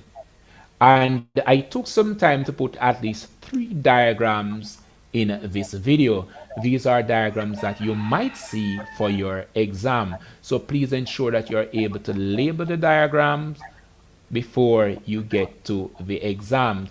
I have also done the animation that you can see the blood as it passes through the heart, and you have a better appreciation as to where it is going. All right, so ensure that you follow this diagram to be able to label the heart. Now look at this view, and of course take a look again as the red dots, which signifies or which represents the oxygenated blood as they flow through the heart, and the blue dots, they represent the deoxygenated blood, and they too are flowing nicely through the heart. All right, please pay attention to the flow of blood. Remember the flow direction. In your exams you will see diagrams with arrows. Now these arrows are very, very important, as the arrows represent flow direction. So you want to be sure that you understand the flow direction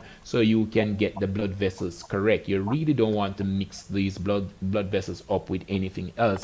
Usually the aorta is something like this. It has this curve when it's represented, and usually there is this blood vessel at the top of these 3 blood vessels at the top of the aorta here.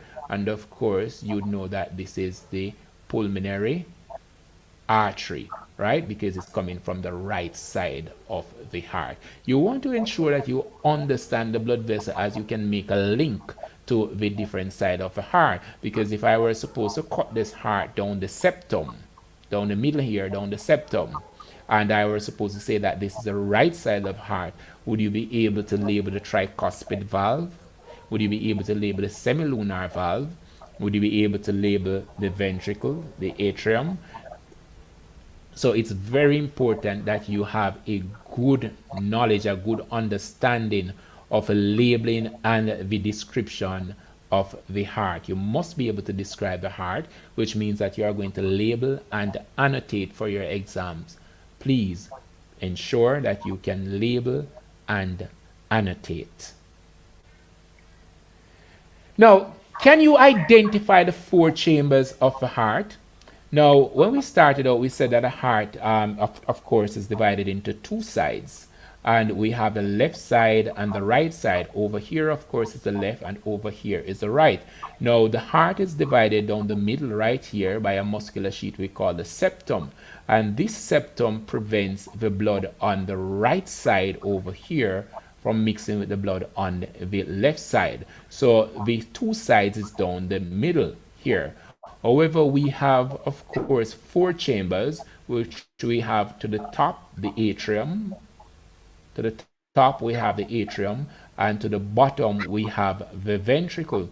However, we can't just label the heart by saying ventricle and atrium. We must indicate the side. That is very, very important. So we have the left atrium here, and the left atrium is collecting blood from the lungs. And this blood, of course, is rich in oxygen. So the left atrium is collecting blood that is rich in oxygen, and this blood is coming from the lungs. Then we have the left ventricle, which is the lower part of the heart, and it pumps blood via the aorta to the entire body. So that's the blood vessel taking the oxygenated blood from the heart to the rest of the body. It's called the aorta, and it's at the top here where the oxygenated blood is leaving. These red dots, of course, remember, they represent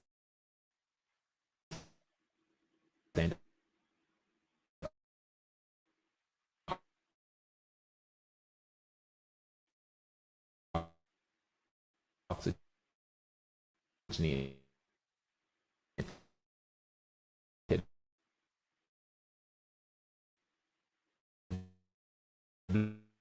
blood. Now, when we move on to the right side of the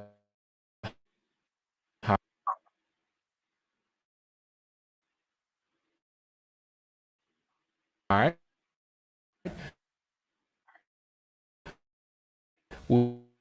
we have the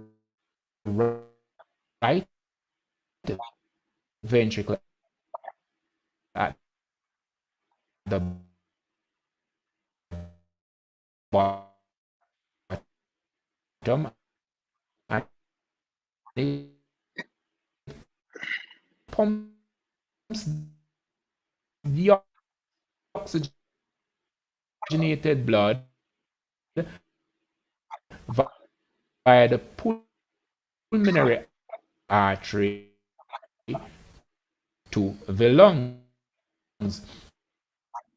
It's very important for you to know that the pulmonary artery is the only artery that carries the oxygenated blood. Remember, the pulmonary artery is the only artery that carries the oxygenated blood, which means that the pulmonary vein